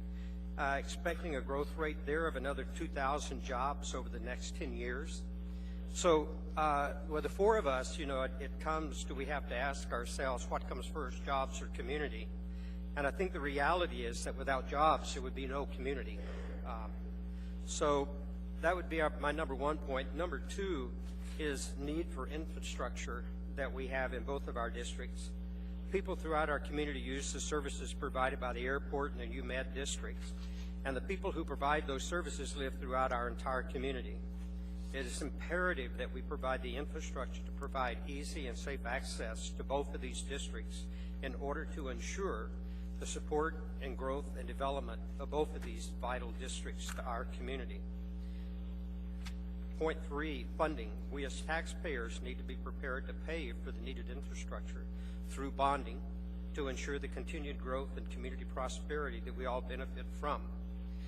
That's a long ways of saying that I strongly support this plan and believe that we need to take a hard look at the Elmore of McGraw extension, while we have some funding available, and bond if we need to complete that piece of infrastructure, that it's an important part of this plan as presented. Mr. Chairman, sometimes we have to think of the greater good of our community as a whole, and that's what makes our jobs difficult, extremely difficult, when we happen to represent one of these districts. Thank you. I urge support. Thank you, Mr. Hall. Mr. Starr, sir. Well done there, Mr. Hall. I think in the emphasis of the area, I've been up here for a while now, almost 9 years in April. I'll be here in 10 and a half when I finish up a year from now, and we see a significant amount of plans. These are not cheap. They cost the city a tremendous amount of money, either in-house prepared or not, and I oftentimes discount them. For a long time, I had 4 bookshelves full of plans, bike plan, update transportation plan models, comprehensive plans, and I don't mean to make light of them, but we oftentimes forget to use them in our community development conversations thereof, except for this one. I was sat on planning and zoning just prior. I don't take credit for approving the first plan, but I remember seeing almost the first update to the plan, which is what we're faced with tonight. It's sort of a tweaking and a realignment as necessary. And it's actually amazing on the alignment, and I think it's because industry, UAA, APU, all of those folks, Providence included, but I built for a private developer around there, and the acknowledgement that the plan exists. If Jerry Weaver, Mr. Weaver was in the audience here, I would say he hit a home run in pushing the conversation to this point, because we built it, and they will come and they will use it. Mr. Hall touched on, and the mayor's been in the news about trying to short circuit that plan as it relates to the Bregaw and Elmore extension. And I'm frustrated, not to be overly critical, but I'm frustrated that you feel like you can reach in over the top of public process and stop something that perhaps has been in the works for 10 or 11 or 12 years. And I place emphasis on that because that's the next place this is going to go. Not disrespectful to communities that need to develop. I'm in a growing and developing community where I'm at. We had the same fear factor with the Old Glen upgrades, the 60-foot road easements that coming through, but we survived it, and we're a thriving and growing community in the Chugiak Eagle River area because of the Old Glen upgrade. I will be on the body for another year, and hope that we can dialogue with the state. They do a great job of building our roads and infrastructure. It was a great idea to incorporate them to build the Bregaw and Elmore extension. So I don't think that it's entirely the mayor's perspective to sort of slow that growth. This plan incorporates the conversation again. Since 2003, we've talked about that road connection being that, not as a major artillery dividing neighborhoods, but as a way to continue to promote what's working for our city. So the idea that that conversation needs to come on to the next step will be done in perhaps the AMATs, perhaps the new bonding conversations that happen, or as DOT realigns their funding as it comes. So I'm happy to approve the update. That's exactly what it is, Mr. Potter. Thank you for your representation to your client, but more importantly, your investment in this developing region. It's outstanding and it's fun. So thank you. Thank you, Mr. Hodeman, sir. Thank you, Mr. Chairman, and I couldn't agree more with both the previous speakers. And at the same time, excuse me, I, having been up here myself about better part of 4 decades, I've watched with interest how Muldoon, the Tudor Muldoon curve connected, went from 2-lane with no real shoulders and a lot of potholes. It was pretty rumble strip. And you'll probably still see a few bumper stickers. I survived Tudor Road. Around through there, a lot of those roads, DeBar Road was the same way when I first came in. So with the absence of plan or planning or having community plans, certainly we're problematic in Anchorage. I don't think any of us can deny it. If you look in each of our neighborhoods, largely as the municipal boundaries grew and expanded, you'll see that there were a lot of corners cut. Maybe it was from expediency of some rapid development because of the pipeline. Who knows? But whatever the magic was, it seems to me there were a lot of things that were missed. And when I say that, I don't mean to tout industry or slight anyone, but I think there's always going to be this balance of what the community really wants and what the developers and builders can do, both at not necessarily at the lack of money, but there's some great expenses and things that perhaps we're above reaching that point of putting too much of an onerous burden that can't be done or it won't be done by those folks. So saying that, I have to agree. Ms. Garner, she testified earlier, she really hoped that we can get some mixed-use buildings in that community, and I think Mr. Potter actually spoke to that. I think there was some areas on the plan even discussing that for residential. Perhaps that might be something coming forward. Mr. Terlides actually testified the same, that this is all in this plan going forward, and I really hope developers and builders can listen to the community. You know, Ms. Garner and several others have stood up and actually said, hey, this is what we kind of envision, you know, a little market. You know, there's a farmer's gardens or markets there, and then get in maybe a small store, a mom and pop kind of store that that actually carries some of the vegetables or goods that are grown, you know, from within the community even, and maybe a little corner. This could be a win-win in a very walkable area of our community, and UMed is pretty important to our community, as it's really seen a lot of growth with the Native Medical Center going into Tudor Center Drive, and the universities, both universities, I suspect right now we're on a kind of a stall, lack of funding, but I can't believe that would be that way forever. So I think the plan is great. Is it perfect? Probably not, but just like we talked about earlier, as the plans are being reviewed and used, when we see there's issues that are causing great concern, we owe it to our community to look at them again, maybe come back and do some revisions. I know it's painful, and it certainly causes a lot of angst. But to the developers community, I close with this. You know, this extension, and I believe maybe even in my lifetime we'll have an Elmore-Burgaw extension. I do. And in some ways I see where there could be a necessity for that. But if it's going to be done, please, please don't come to a meeting with a foregone conclusions with one or two options and tell the community you gotta have to like it. You're not necessarily the smartest guys and gals in the room. So make sure you sit down and listen to the community and listen to what their wants are. And perhaps we can come up with a concept that everybody can live with. Nobody will absolutely love it, but maybe we can come up with a program or plan that we can live with. Who knows? 10 years, 20 years, 30 years down the road. But with this, I urge the adoption of the plan. Thank you. Thank you, Mr. Holman. Mr. Flynn, sir. Yeah, just real briefly, Mr. Starr, you mentioned AMATS. That's not a bank you want to borrow from for this project. There's not enough money there, and you can't possibly afford the environmental. So if you want to build a road, find another way. That's all. Mr. Steele, sir. Yes, Mr. Chairman. I'm going to come down slightly different, perhaps, than some. I think the UMed area needs more access now, and will need it even more unless the budget goes the way it's going in the future. But I'm concerned about downstream. I'm concerned about the wetlands between Northern Lights and the main campus, because we've already lost an awful lot of recharge area along Chester Creek. Chester Creek floods probably houses along 18th. I guess it's 19th actually. But we've got problems in that more and more water is coming down Chester Creek. Yes, it's silting in and so on and so forth, but I want to protect the recharge area, that wetlands, and so I would like to see development, but it better be done on stilts, bridges, whatever, not just to open up the campuses to more development, but to protect that recharge area. So in terms of this particular plan,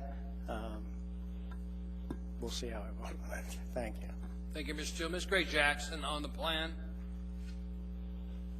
No comment, Mr. Chairman. Okay. So there's no other comments. Just I appreciate the body approving this plan update that needs to be done.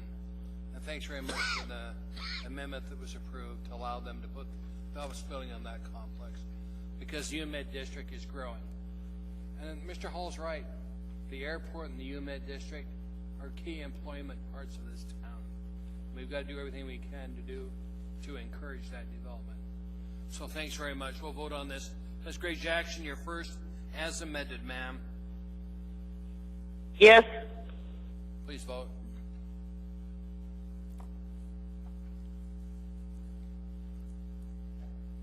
The item was approved unanimously. My thanks to members of the body.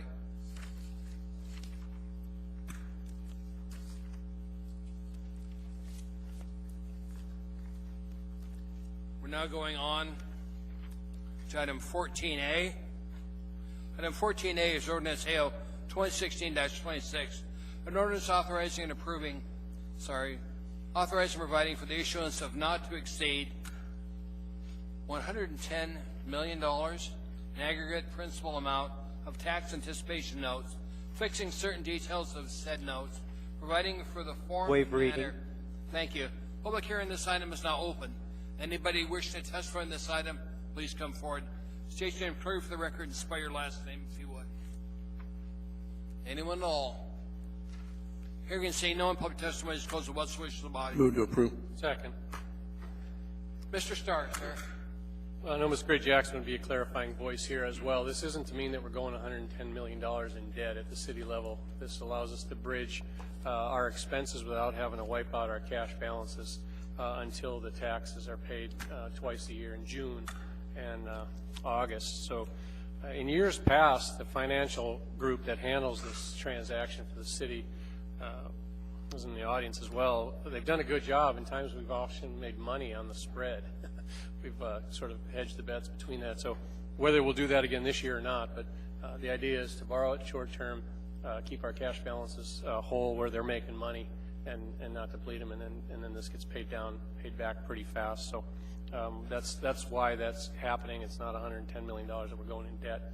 It's a short-term borrowing package that makes more sense than wiping out our $430 million cash balance. Thank you. Thank you, Mr. Starr. Any other comments from assembly members? Ms. Gray Jackson, any comment, ma'am? No, thank you, Mr. Chairman. Okay. Item is in front of us. We're now going to vote on item 14A, ordinance AO 2016-26. Ms. Gray Jackson, you're the first vote, ma'am. Yes. Please vote. Items approved by the body. Next item in front of us for public hearing is item 14B, ordinance 2016-24, an ordinance authorizing the long-term lease between the municipality of Anchorage as lessor and ACE Flyers, Inc.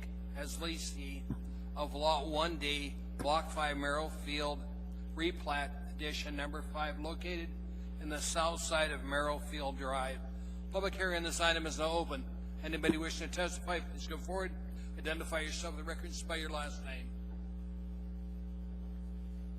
Anyone at all? Hearing and seeing no one, public testimony is closed. What's the wish of the body? Move to approve. Mr. Starr, sir. I'm going to speak for the developer in this case, because what has to happen is that for the project to go forward, you have to have certainty of the lease of the land that's under the footprint, and you can't buy land at the municipality at Merrill. So the lender is saying, hey, confirm that you're going to put an 8,500 square foot hangar on here, and the city's not going to take back the land in 10 years. So the lease extension is certainty. That's what's happening here as well. But also do a shout out, Mr. Mayor, to your airport manager group over there encouraging development at Merrill Field's done a great job in working with the partnerships and the developers. I've been up against sort of the landscaping development processes, and just the ability to push stuff like this through is very helpful. So thanks for the city on stepping up and doing their part. Urge approval. Any other comments from assembly members?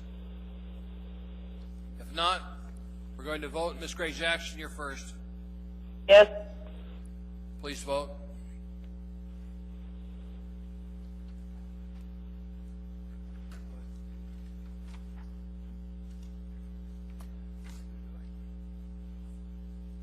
Items approved by the body. Next item in front of us is item 14C, AO 2016-22, ordinance amending Anchorage Municipal Code, section 25.60.050, to add the methods for contacting burial site reservation holders to confirm and update reservations. Health and Human Services Department. Public hearing on this item is now open. Anybody wishing to testify, please come forward. Anyone at all? Hearing and seeing no one, public testimony is Move to closed. approve. Wish the body. Moved by Mr. Honeman, seconded by Ms. Johnston. Mr. Starr, sir. No, I just don't have to speak to every item, but this was an audit finding, and it's a great move on sort of correcting this deficiency that was noted in a previous audit. So a little bit of housekeeping, but also good business practice. Thank you. Thank you, sir. Mr. Honeman, sir. Just to echo what Mr. Starr said, but also just to give a credit to where credit's due. I mean, our health department sees things from literally cradle to grave, in this case, the gravesite registration. So it's a lot of tasks to take care of. So kudos to the health department and your staff. Other comments from assembly members? We're now going to vote. Ms. Graves Jackson, you're first. Yes. Please vote.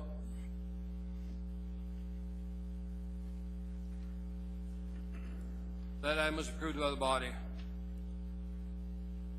Next item in front of us, item 14D, ordinance AO 2016-25, ordinance amending English Municipal Code of Regulations, Chapter 21.20 to add fees for the special land use permit for marijuana establishments and waiving Planning and Zoning Commission promulgation authority for this regulation. This item is now open for public testimony. Anybody wishing to testify, please come forward. State your name and prove the record, spell your last name. Anyone at all? Hearing and saying none, public testimony is closed. What's the wish of the body? Move to approve. Moved and seconded. Mr. Flynn, sir. First in the queue. Thank you, Mr. Chairman. Just a question, actually. I note the difference between the fee for an alcoholic beverage license and a special land use permit for marijuana. And given the theory behind this process was to treat marijuana and alcohol in a more or less equal balance, is there a particular logic that led to the higher number? Mr. Chairman, Assemblyman Flynn, I'm going to ask Erica McConnell, who helped us draft this section, to comment. Thank you, Erica McConnell with the Office of Economic and Community Development. Through the chair, Mr. Flynn, alcohol special land use permits vary by the type of license type, and they're done on a per square foot basis. So there is a base fee and then an extra per square foot. I calculated that the $1,700 fee proposed for a marijuana establishment, if a liquor establishment were to pay $1,700, that would be for an 858 square foot restaurant, a 338 square foot liquor store, or a 205 square foot bar. So essentially, the fee for the marijuana establishment is probably a bit less than the fee for the liquor establishments. Thank you for that answer, Mr. McConnell. Mr. Evans, sir. Thank you, Mr. Chair. And I think this is another question for the administration. When we did the work session for the sales tax with respect to marijuana, the Treasury Department had provided sort of a general breakdown of some of the costs that they believed would be incurred, thus justifying the sales tax. And a lot of it was understandably nebulous, but it seemed like some of the costs were also costs of the planning department and things like that already, and I just wonder if we're not double dipping here. Mr. Chairman, Assemblyman Evans, we do not believe that the costs of processing the land use elements of the individual permits was included in the costs that were designed to be recovered through the sales tax. If I may, Mr. Chair, we don't believe, or we know that? It was not part of our calculations. Okay, thank you. Mr. Flynn, anything, sir? I'm sorry, Chairman. Mr. Chairman, I didn't press my button again, so you must just not have removed from the queue. Well, it's just I expect you to have a comment, sir. Thank you. And the comments from assembly members? Yes, Mr. Chairman. Mr. Honeman. I think my colleagues recalled my previous vote on the actual commercialization, cultivation, and manufacture. And I voted no. I think the only one on it, which I found to be a bit surprising, since the vote wasn't overwhelmingly large margin. I have no problems if we're going to have businesses in our municipality that we have to regulate and of course, charge fees for reviews and things of that nature. My concern, realistically, in this particular part of the language is the use. I know that that's pending before the body, and it'll probably be long after I'm gone. And good luck with that, but I just have to say that I echo my constituents' concerns, and I'm a bit conflicted. I'll probably vote for this, but I just want to make sure it's for the record. I'm echoing my constituents' concerns that the cultivation, the distribution, manufacturing, and use in a commercial purpose is not necessarily supported in any overwhelming number percentage-wise. Thank you. Thank you, sir. No other comments from assembly members? We're voting on this issue now. Ms. Gray Jackson, you're first. Yes. Please vote.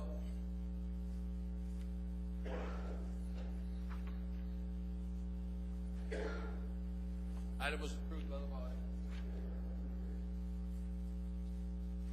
Next item in front of us is item 14E, ordinance AO 2016-27, an ordinance of the Anchorage Municipal Assembly, amending Anchorage Municipal Code, Chapter 2.40, provide for neighborhood responsibility planning for marijuana establishments. Public hearing on this item is now open. Anybody wishing to testify, please come forward and state your name clearly for the record and spell your last name. Hello, Kathy. Good evening.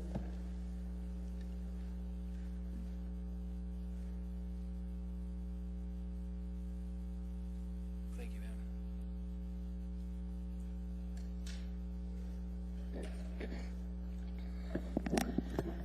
Chair, members of the Assembly, my name is Kathy Gleason, Gleason, Kathy with a C. I'm currently serving as Turnagain Community Council Vice President, and I'm also the Council's co-chair on its Marijuana Committee. The committee and then the Council last week passed some recommendations on the ordinance before you with regard to neighborhood responsibility planning for marijuana establishments, and I sent an email to all of you yesterday, but I just passed out hard copies in case you haven't had a chance to look at it. Want to focus on mostly on page 1 of our comments. We identified 2 things that we feel need to be addressed within this ordinance before you would move forward. We think they're pretty important provisions that got overlooked in the writing of this ordinance.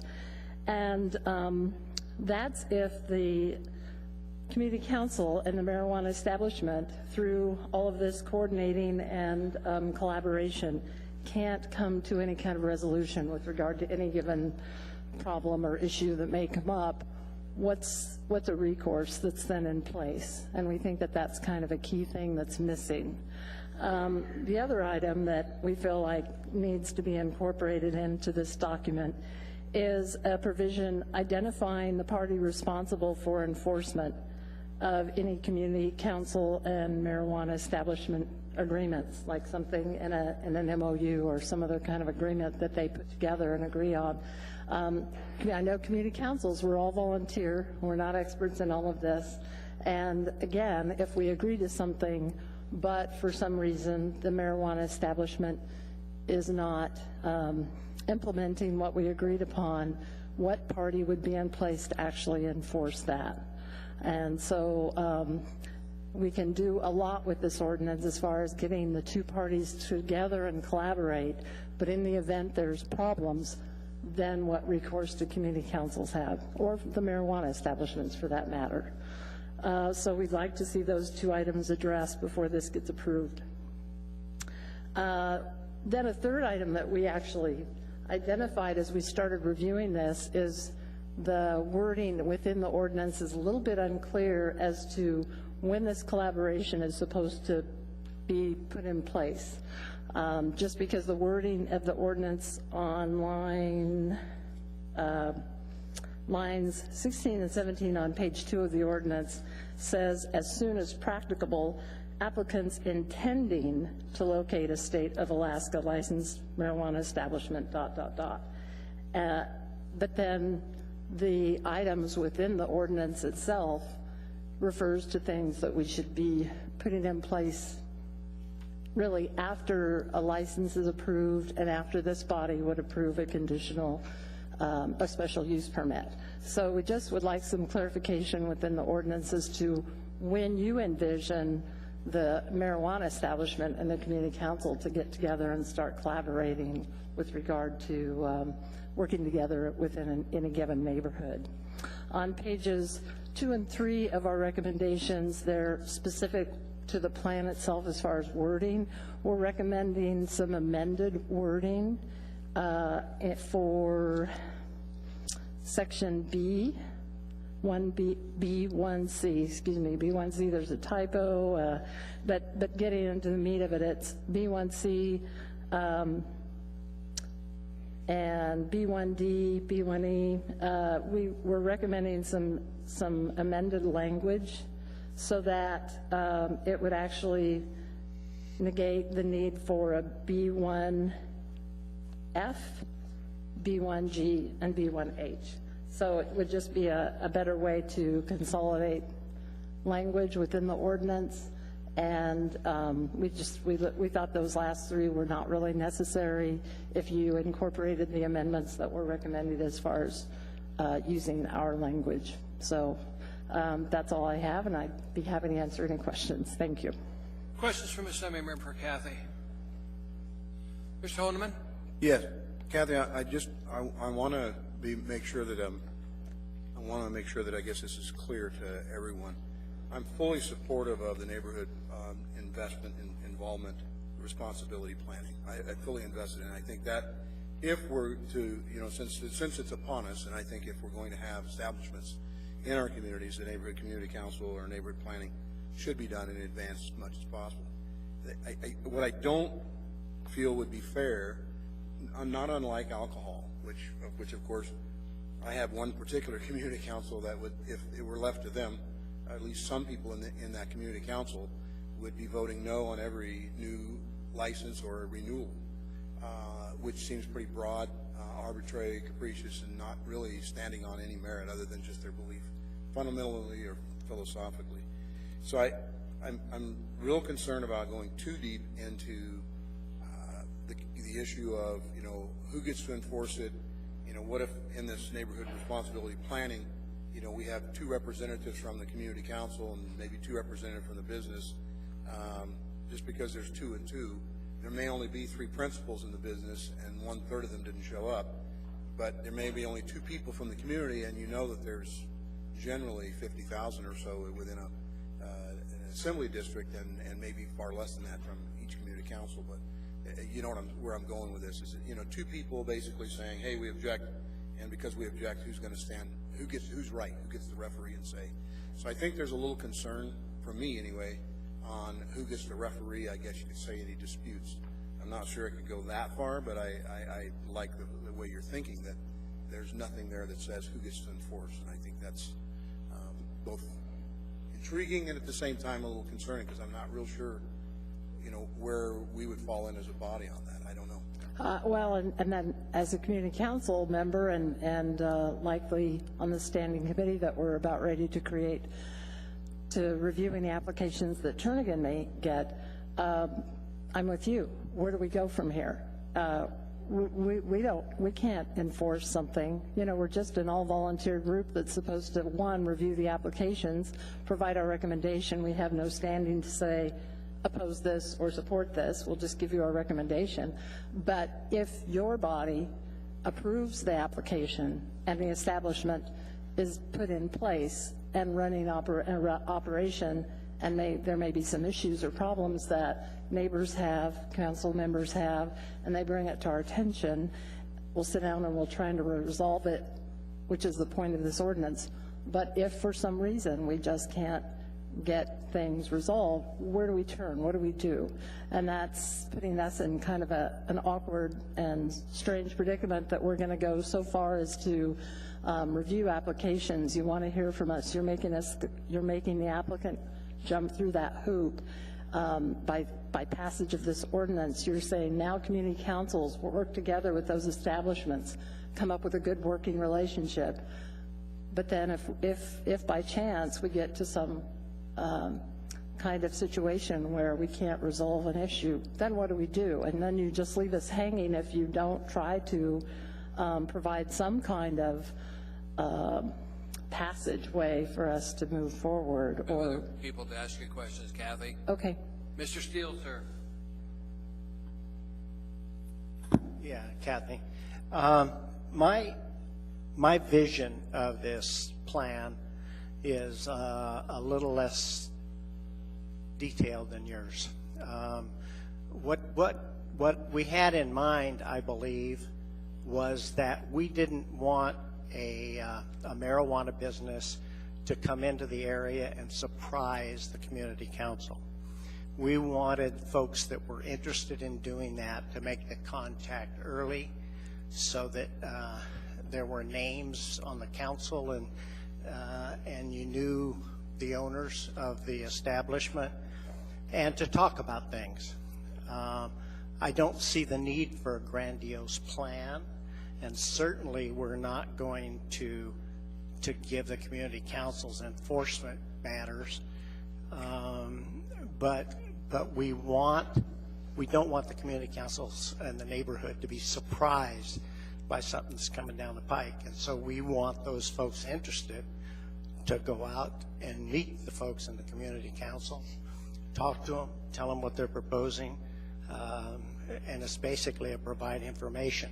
If they're doing something illegal, bring it to our attention, and we will, the powers that be will enforce contracts. Well, and again, our committee and the council as a body that approved these recommendations, our understanding is this actually, the intent of this is to happen after you have approved a license and a special land use permit and the establishment is operating, because there's reference to establishing contacts for an after-hours contact information. That's more than collaborating before it's even approved. Establishing, developing a schedule of mutual engagement and contacting residents within 1,000 feet, which we don't agree with, if you'll see our amended language, to be not less than annually, to touch base and mitigate any potential issues, and develop a process on how you will resolve problems. And also, H, the last item, develop a memorandum of understanding. That's more than the applicant just coming to a council meeting and letting us know what they are proposing. So one or the other of us have a really misunderstanding of the intent of this ordinance. Ms. Dombrowski has a question for you, ma'am. Actually, Mr. Chair, I don't have a question. Thank you, Kathy. I will just say that many of the points she's raised, I am planning on addressing once we get to debate. Okay. Good. No other questions from the Assembly. Thank you. Kathy. Anybody wishing to testify, please come forward on this item. Anyone at all?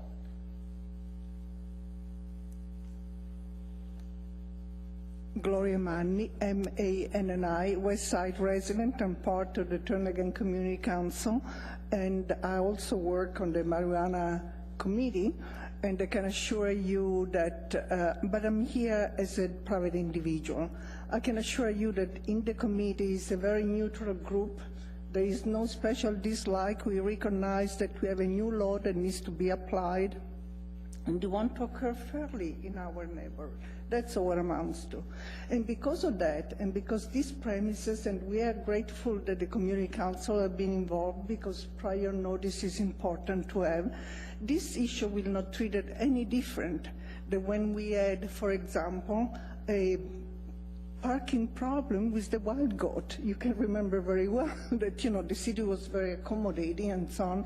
So it's a business like any other. There's no prejudice whatsoever. But because the regulations, we have three layers here. We have the state, there's the city, and the city had delegated a certain function, not function, but a cooperation with community council. I'm here to ask you that you provide, please, the opportunity for a workshop through the Federation of Community Councils, so that all the community council have the same exposure the same knowledge, and we'll try to be fair throughout the city. That's where my point is. Anything else, ma'am? No. The last one is that I really recommend that you read what we did in the review of this ordinance, because we try to simplify, not to aggrandize anything, and we try to slim it down to make it doable and possible for both parties. Thank you. Appreciate it. Anybody else wish to testify on this item, please come forward. Anyone at all? Hearing and seeing no one testify, close the wish of the body. Move to approve. Second. Ms. Domowski? Thank you, Mr. Chair. As promised, I brought this forward when we were doing the marijuana ordinance, and I want to be very clear. When we drafted the marijuana ordinance and we passed it, within Title 21, rather than stipulating you have to go to a community council, it says you have to go to a community meeting, right? So everybody remembers that part. Well, that also raised the cackles of many community councils saying, well, are they going to have a meeting and completely bypass us? So with that in mind, we recognize that community councils are established in charter. So we place a very high value on that engagement and that dialogue. And so with that in mind, that's where this neighborhood responsibility plan came in. What the Assembly is attempting to do is we're attempting to engage or assure that there's engagement on the community council level. So I can tell you what recourse you have is when an applicant comes before us, we're going to look at that applicant and say, okay, where's your neighborhood responsibility plan, or where's your engagement? Have you gone to your community council? And if they say no, we're going to have a very lengthy discussion, about why or why not. But what this also does is it creates an opportunity for dialogue if problems arise after the fact. And Kathy, to your point, when you asked what's the recourse in place, who does the enforcement, the recourse in place is this body. And the intent, like I said, this was drafted with maximum flexibility, and I can't say it any better than Mr. Honeman said it. This is not intended to give community councils a veto on assembly action or on licenses, and I don't think that's how you're taking it. But the intent is to make sure that there is open dialogue, and that if you have somebody who's coming into your community, they've shown a good faith effort to work with the community council, and if a problem arises, they have at least attempted to mitigate whatever problem that is. Now, ultimately, you may not have a solution. You may have an operator on one side and the council on the other side, and there's not a solution, but that's your opportunity to go to your assembly member or the chair or the public safety committee probably would be the best place, and engage the assembly, because the assembly at any time, the way we drafted these things, the assembly has the opportunity to go back into a license and, basically review, especially if there's one of the violations we articulated. So with that in mind, I hope that answers some of the issues and some of the concerns.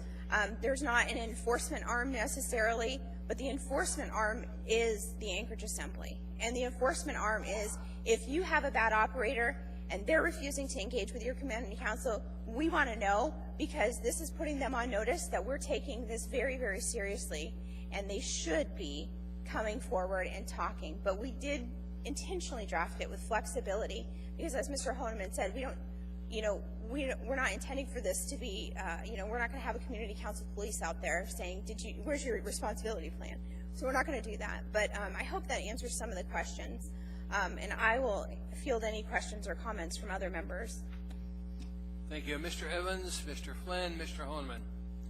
Thank you, Mr. Chair. Y'all do like to regulate. And basically, no matter what you call this, it is really a layer of regulation that is being placed on this particular industry.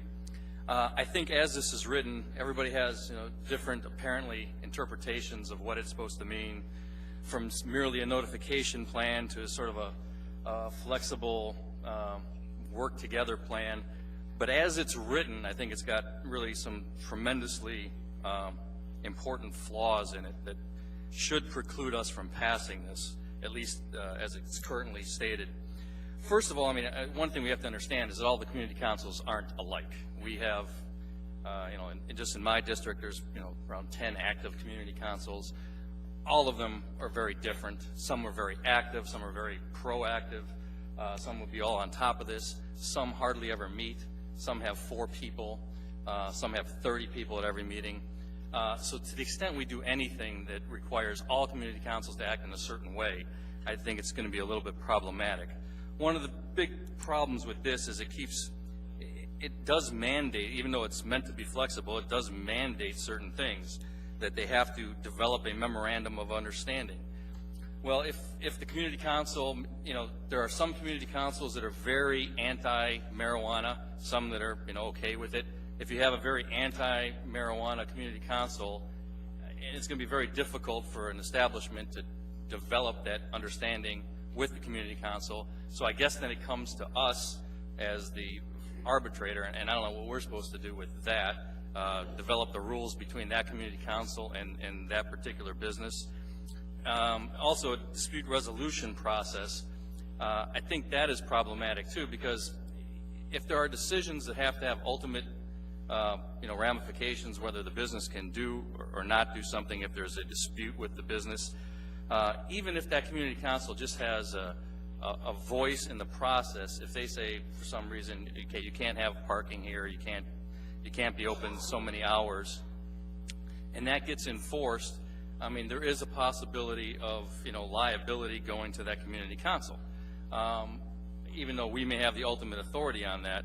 And that's been one of my running discussions with the municipal attorney the last day or so on what insurance is provided to the community councils, and it was actually a question that neither of us were particularly knowledgeable about. But the community council members themselves are not covered by the municipal liability insurance. At least I think that's where we ended up on that. So I think we have to be very cognizant of the fact that these are just advisory groups. And while I appreciate the idea of giving notice to the community council, and a timely notice so they have plenty of opportunity to give their input to us on whether they think there are problems, I think crafting a document like this that has all kind of special requirements is a bad idea. And then secondly, I think it's a bad idea to just do it for one industry. There's no indication. We all may have different views on the marijuana industry. I know Mr. Honeman has been very clear about his views on it. But to single out one industry, one business, and say you've got to jump through all these hoops if you want to do business within our community council area, and not do it for others, because lots of businesses, like the woman mentioned, the Rustic Goat and its parking problem, that was a dispute that had to be worked out. We didn't need a memorandum of understanding or a resolution to it. There's ways that these things get worked out. So I would just urge that this be declined tonight. If it can be reformatted and made a little bit less onerous and less restrictive as to what has to happen, and certainly more along the lines of Mr. Steele is talking about, just a communication plan, I'd be in support of that. Thanks. Thank you. Mr. Flynn, sir. Well, thank you, Mr. Chairman. First, I do want to point out that in the ordinance that we previously approved, we reserved a unique power for ourselves that does not exist with other land use permits in the municipality, which is the power of the municipality to revoke them without state input. That, I think, stems from, shall we say, the difficult process that we have had to cope with when we had a rogue operator in the alcohol industry. It's all but impossible to pull an alcohol license once it's in place, and yet we reserve that right to do that for marijuana licenses. I think that's an important consideration as we discuss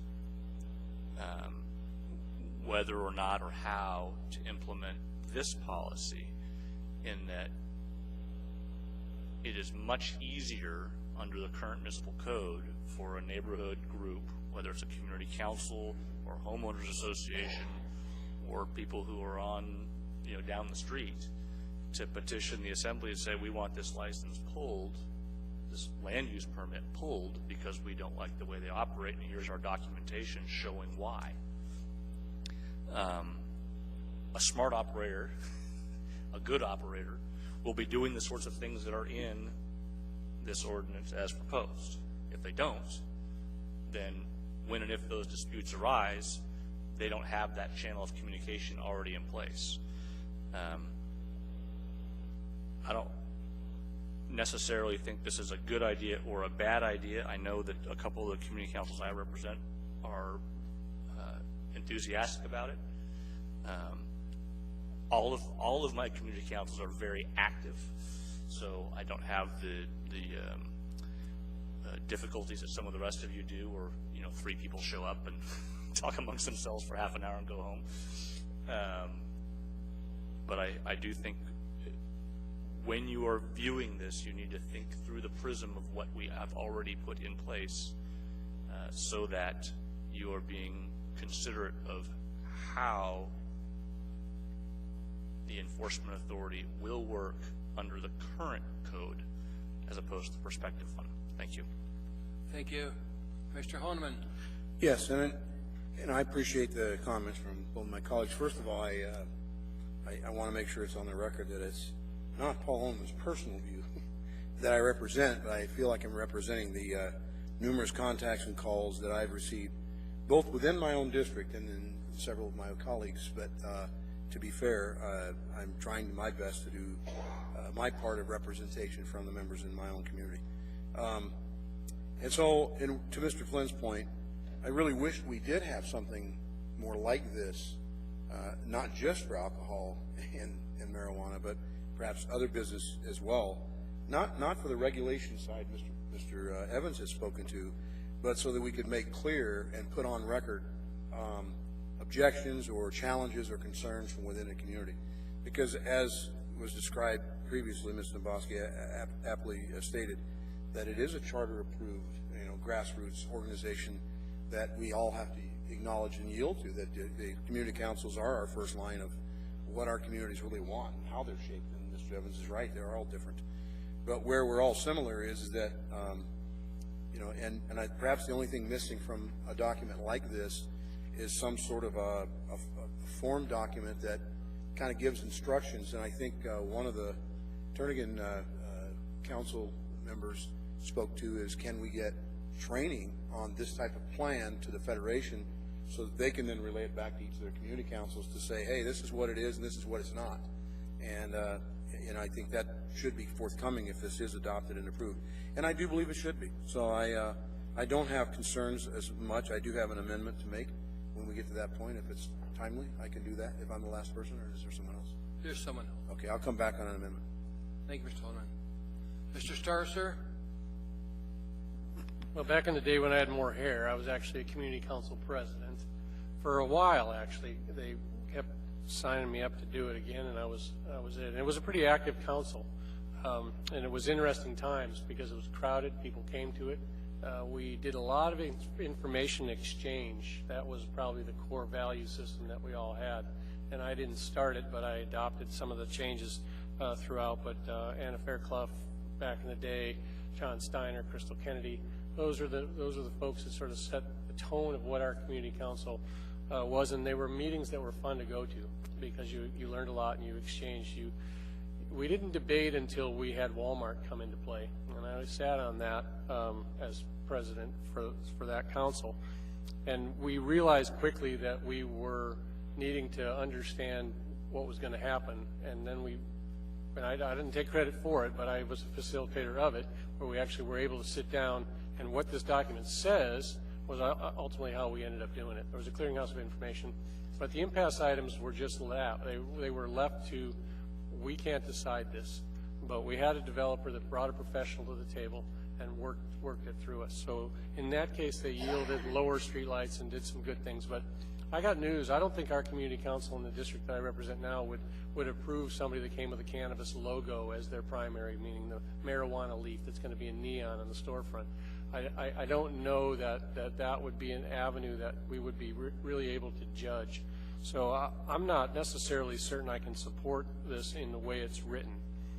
Again, I'm the one that overruled my community council to allow Walmart to expand into alcohol sales. Not only my community council, but the several surroundings said, we don't want Walmart to sell alcohol. And so I came to this body and we approved the opportunity for them to do that, and we've had zero problems since. It's been a pretty good success story. So in those regards, I don't know how the community councils can best guide us. I think Mr. Evans made the most convincing case at this point, the expectation that they're going to be able to do that with a group of 4 or 5, and no offense to Ms. Gleason and her crowd that does it well. I know more that probably wouldn't do it very well at all. It'd be a frustrating experience for especially a professional group, if there are such a things in the resale development of marijuana sales, what those folks are going to be entertained. I don't know that they're going to get well treated. I think that's going to be our responsibility. Perhaps that was what Mr. Flynn was trying to guide us. I didn't quite understand what he was saying, but I'm cautious. I hope there's a few amendments to loosen or strengthen, because I'm not convinced yet. Thank you, Mr. Starr. Mr. Steele, then Ms. Johnston. Yeah, just a little second cut at the apple here. I have already had 2 of my 5 community councils where we had somebody come and say, hey, I'm thinking about a business. Introduce themselves. We introduced ourselves. They exchanged names and numbers and locations and so on and so forth. It was what I envisioned it to be, communication and setting up that process to have good neighbors. But I do think that the item, the way it's designed now, is misleading in terms of what our intent was based upon our conversation. So it may need some tweaking. Thank you. Ms. Johnston, ma'am. I was going to wait as far as what was going to be made as amendments. I do have concerns. Mr. Evans and I did have a community council who saw this and felt that it was far greater responsibility than they've had in other, as far as alcohol, and they were really concerned about their liability insurance. And while I personally still feel it's advisory, sometimes if we get too prescriptive, sometimes then it becomes you're in a place where maybe there is a need or there's a chance that folks might feel their voluntary position is got some exposure. So I think we need to be careful with that. If this, whatever happens with this tonight, I would suggest if this doesn't pass, it's something that the Federation of Community Councils can work with, and they can come up with a form and a format for their community councils to address the issue. And instead of maybe putting it in code as part of the Federation of Community Councils approach to the community councils and help them address the industry in their regions so that it's something that everybody has, they can quaff to their own needs and their own uses without this sense of exposure or risk. Thank you. Mr. Busby and Nobiels, do you have amendments for this? I want to go to Mr. Honeman for his amendment. I'll let you go to Mr. Honeman. I will just make a couple of quick comments. You know, we actually put this in code already when we passed the marijuana ordinance. So now we're going into the role of defining what that meant. What is a neighborhood responsibility plan?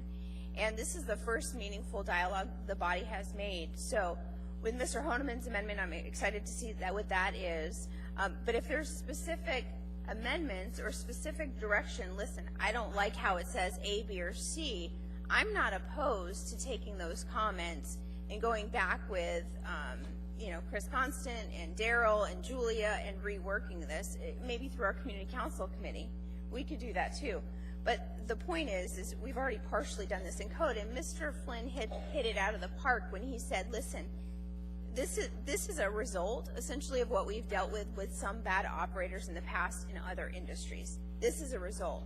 So if, as a body, we're going to measure that somebody hasn't done or engaged the way we expect that they said that they would, what do we have to measure that?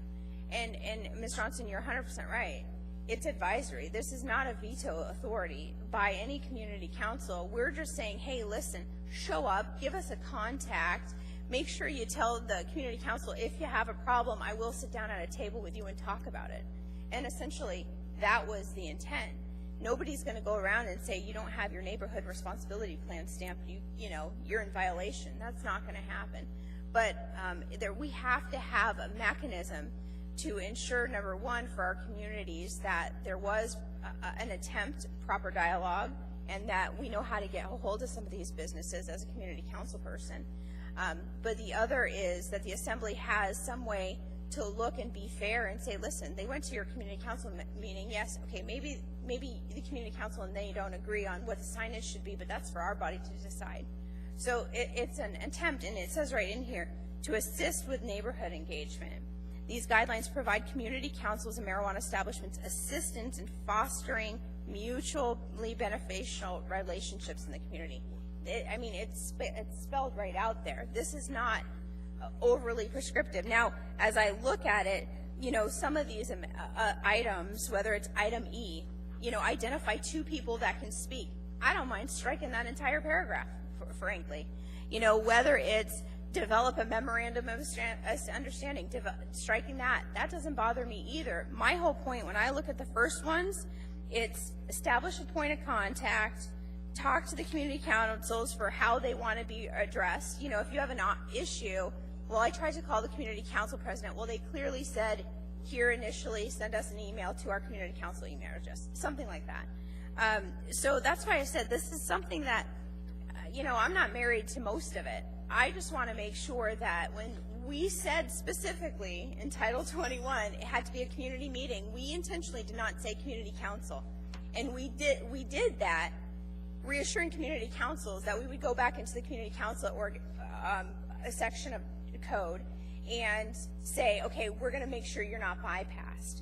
And that's why we went back into this section of code to say, okay, we're going to ensure you're not completely bypassed here, that you have an opportunity to make sure you know who the contacts are. That was the whole intent. So as we're going through this, you know, I know Mr. Evans hates regulation, as I do, to a large extent, but this industry is coming in. It is new. The community is very evenly divided on this industry. So I think to reassure the community councils and the communities that we want to make sure that they're included in the process, I think this is a fair thing to do. And I don't mind, like I said, just think about it, because I don't mind taking out parts and pieces of it or changing the wording of it, but we have to have something in there, because otherwise we have to go back into the marijuana code and take out the neighborhood responsibility plan that we put in. So, I mean, it's one or the other. You can't have it both ways. We can't pass it and then not define it. Thank you, Ms. Domowski. Mr. Starr.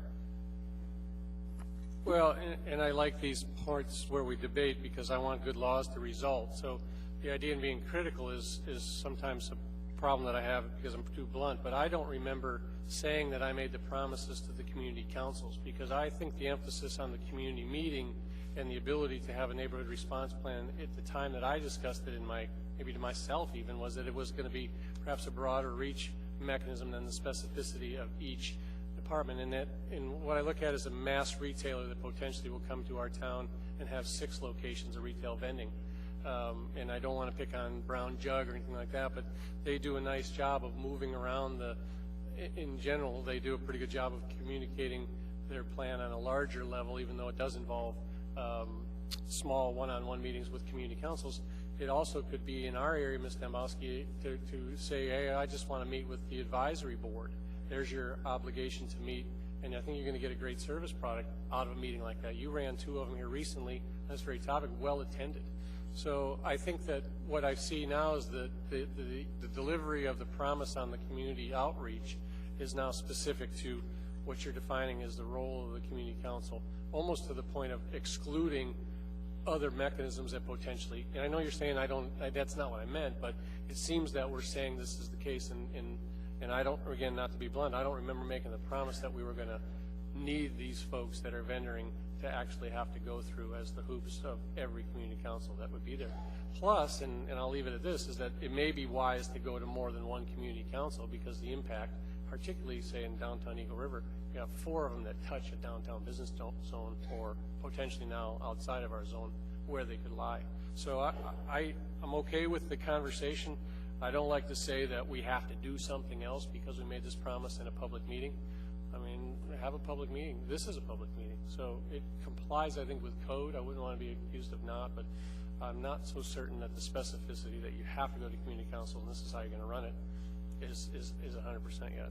So I'm open to it if it needs to be changed because it's not working later. That always works for us. We do a pretty good job of that. Thank you. Mr. Honeman. Yeah, Mr. Chair, I have about 6 or 7 amendments. They're not major, but given Ms. Domboski's comments and seems to be the body, I don't want to kick things along without taking action. However, I think I'm comfortable with making the motion that we postpone this and send it back to the Rules Committee and or. How about that is the Rules Committee? Let's send it back to the Rules Committee. Rules Committee that handles the Community Council. We handle the Community Councils there. Yeah, I think that, and that's why I said I think it's fair. So, Mr. Chair, if I can ask for members to direct their concerns to you, then we can bring it up in committee because that was the whole point. This document's been out there for a while and we haven't had a work session. So I think we can address each member's concerns should they want to share them. Sure, and then and essentially, I guess we'll need a second if we could. We need a second on Yep, that. second. And I don't know if we have a date certain for it to come back. Why don't we do April 12th? That's fine. It'll work. Yeah, because then we'll have the same body. But we'd appreciate if some members send their amendments into us so we can try and craft this. Is there any objection to the motion? Ms. Gray Jackson, any objection? No. Seeing no objection to the body, Madam Clerk, this is to be sent back to Rules Committee for us to do some work on, and then back to the Assembly for the 12th of April. Thank you. And Mr. Chair, while you're at it, can you just Sure. remind the Community Council reps that are here, perhaps get information to the Federation so that they can get their input to your committee? Thank you. I'll be seeing them again anyway.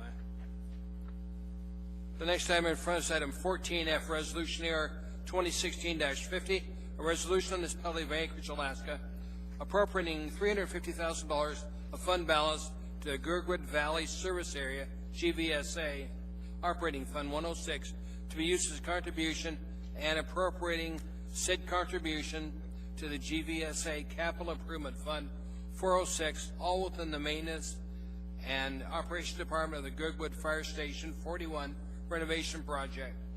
Public hearing on this item is now open. Anybody wishing to testify, please come forward. Anyone at all? Hearing and saying no, and public testimony is closed. What's the wish of the body? Second. Let's move to seconded. Discussion from assembly members. Seeing no discussion, we're going to vote now. Ms. Gray Jackson. Yes. Please vote.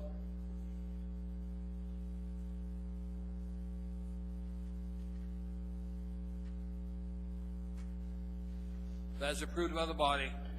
Next item in front of us is item 14G, Resolution AR 2016-51, a resolution of the municipality of Anchorage, Alaska, appropriating $1,200,000 of Convention Center Fund 202. Waive reading. Thank you. Capital improvements to the Egan and Denida Civic and Convention Center. Public hearing on this item is now open. Anybody wishing to testify, please come forward. State your name and career for the record and spell your last name. Anyone at all?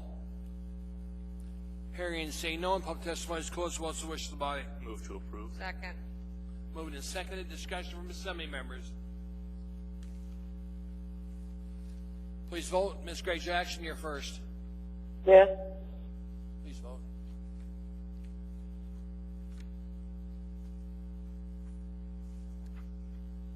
That is approved unanimously by the body.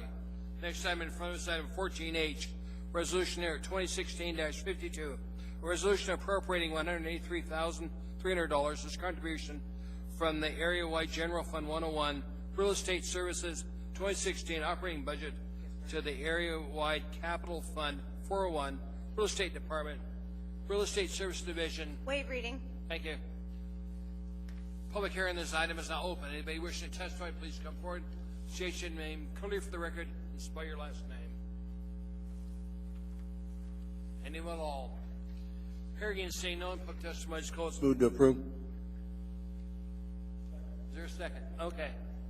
But moved, Mr. Honeman, second by Mr. Peterson. Discussion from assembly members. Then we're going to vote. Ms. Gray Jackson, you're first. Yes. Please vote.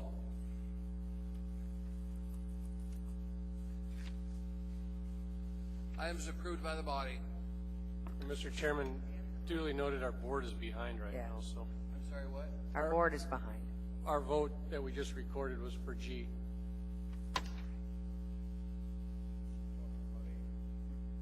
We're talking about J. It is true. We should have had H up there. Yeah. Thank you, Mr. Starr. I tried telling you. So we voted twice on G. We voted twice on G. Yeah. Because I remember us voting on the civic convention, so this one should have been on H.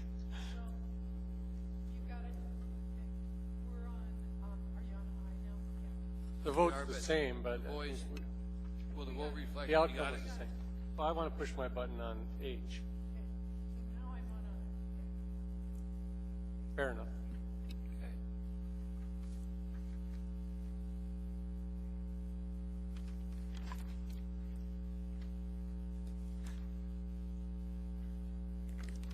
Where'd it go? There it went. Yeah, I got it. We now have in front of us item 14I, Resolution 2016-53, Resolution of the Municipality of Anchorage, Alaska, appropriating $173,492.53 as a transfer responsibility agreement, TORA, from State of Alaska Department of Transportation and Public Facilities. Waive reading. And thank you. This is the 2016 AMATS Arterial Roadway Dust Control Program. Public hearing on this item is now open. Anybody wishing to testify, please come forward.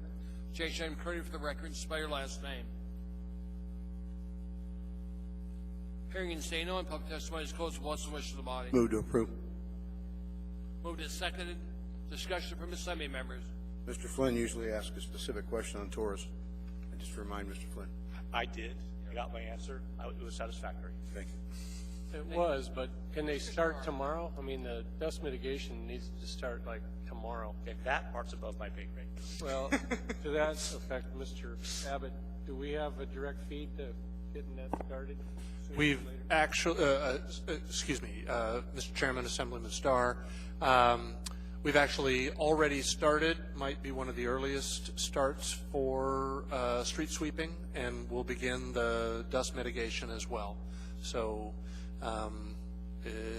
the weather is allowing for it, so we started actually about a week or 10 days ago. Yeah, they hit Eagle River outside of Arts, of course. They hit Eagle River twice last week, so it really does make a difference. Thank you. Don't worry, that means there'll be a foot of snow next week. Well, you bring more snow in from Fairbanks to Jesus Snow Gods or something? I can tell you how to do it. Okay. Any other comments from assembly members? If not, we're going to vote. Ms. Gray Jackson, you're first. Yes. Please vote.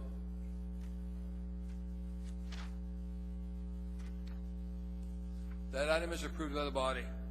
Next item in front of us, item 14J, Resolution AR 2016-55, a resolution appropriating a contribution of $80,000 from the 2016 Heritage Land Bank HLB Operating Fund 221 and $520,000 from the HLB Fund 21 fund balance as a contribution to the HLB Operating Fund. Waive reading. Thank you.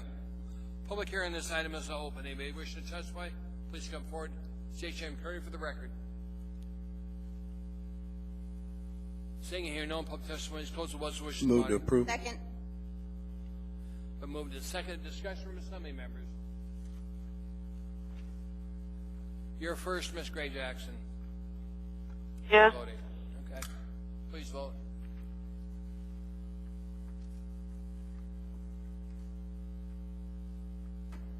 That item is approved by the body. That completes this portion of our Mr. Chairman? agenda. Now we've got to go on. Mr. Chairman? Yes, sir, Mr. Mayor. No, well, could be, but not really. I'd like to move for a late on the table item to submit for the body's acceptance, motion acceptance of AO 2016-36. Second. Third. And Well, actually, you need 3. yes, assume a public hearing on the 22nd. 23rd. 22nd, Mr. Chairman. I'm sorry, 22nd. 22nd. That was second. And if the maker will allow, I'd like to be listed as a co-sponsor.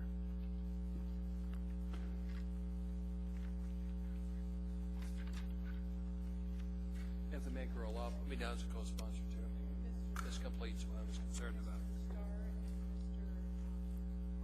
Yes. Yep. Good. You okay with all of us being co-sponsors? That was it. Okay, thank you. March The 22nd. March 22nd, our next meeting. Special orders, there are none. Unfinished agenda, there is none.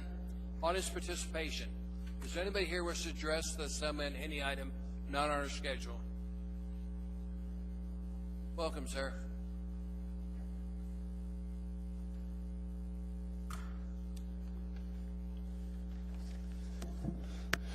My name is Darwin Fisher, F-I-S-C-H-E-R.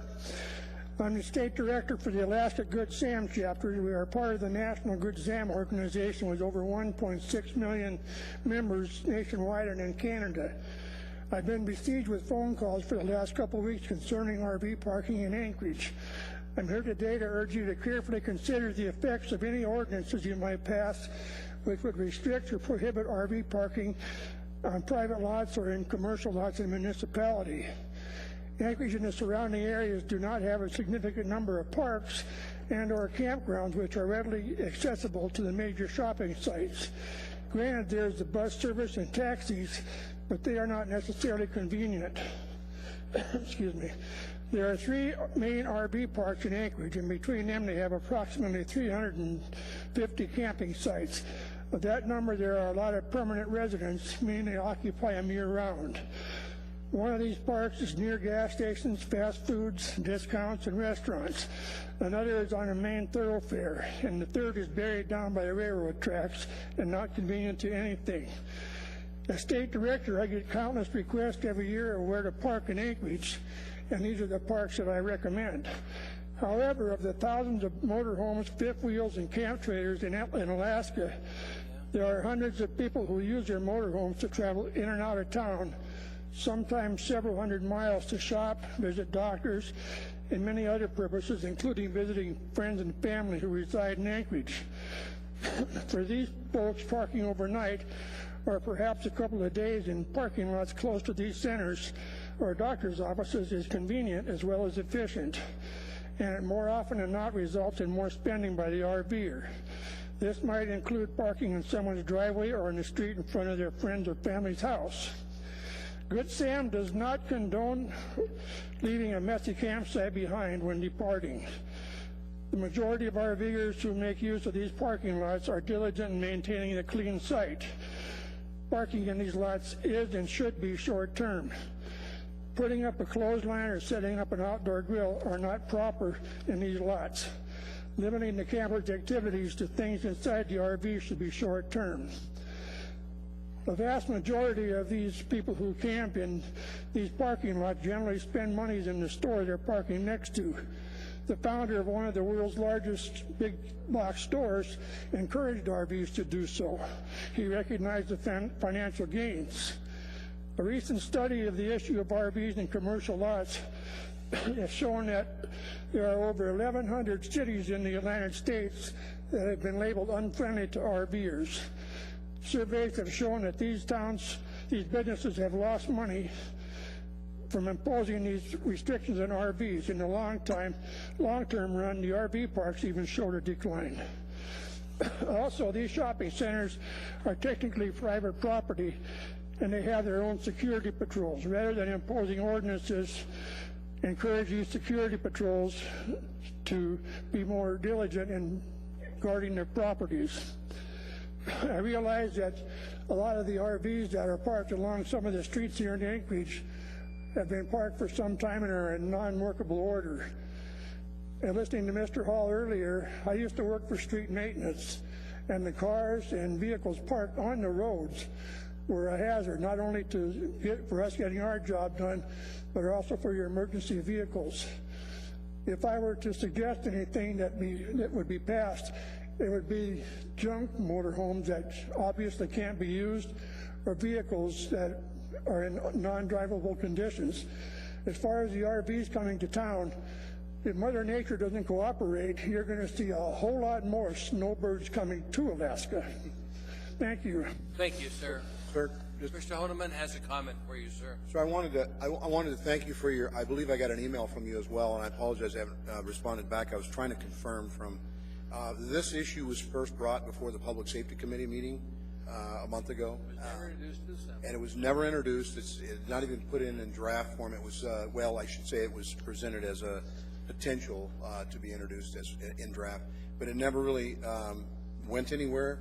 And as of this point, in talking to the people that were at the Public Safety Committee, I can say, rest assured, I don't believe anything in that regard is coming forward in the immediate near future.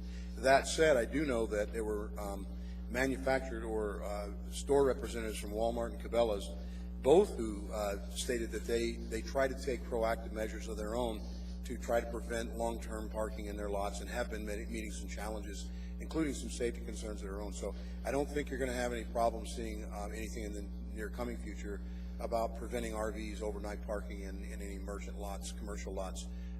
So I believe that information that got out was simply because we were discussing it as an issue. But we did have some stakeholders there, and they did share some concerns. In fact, the lot on the south end, on the old Seward, south of Diamond, on the east side of the street where it used to be Kmart, and they've actually posted signs recently in the last several months, no overnight parking, and it used to be fairly prolific and a lot of people year-round doing there. But I got to agree with you 100%. I think with a lot of, rumors get started real fast. And this got out on the news, or however it got out. Well, we seriously discussed it, so it was not a rumor.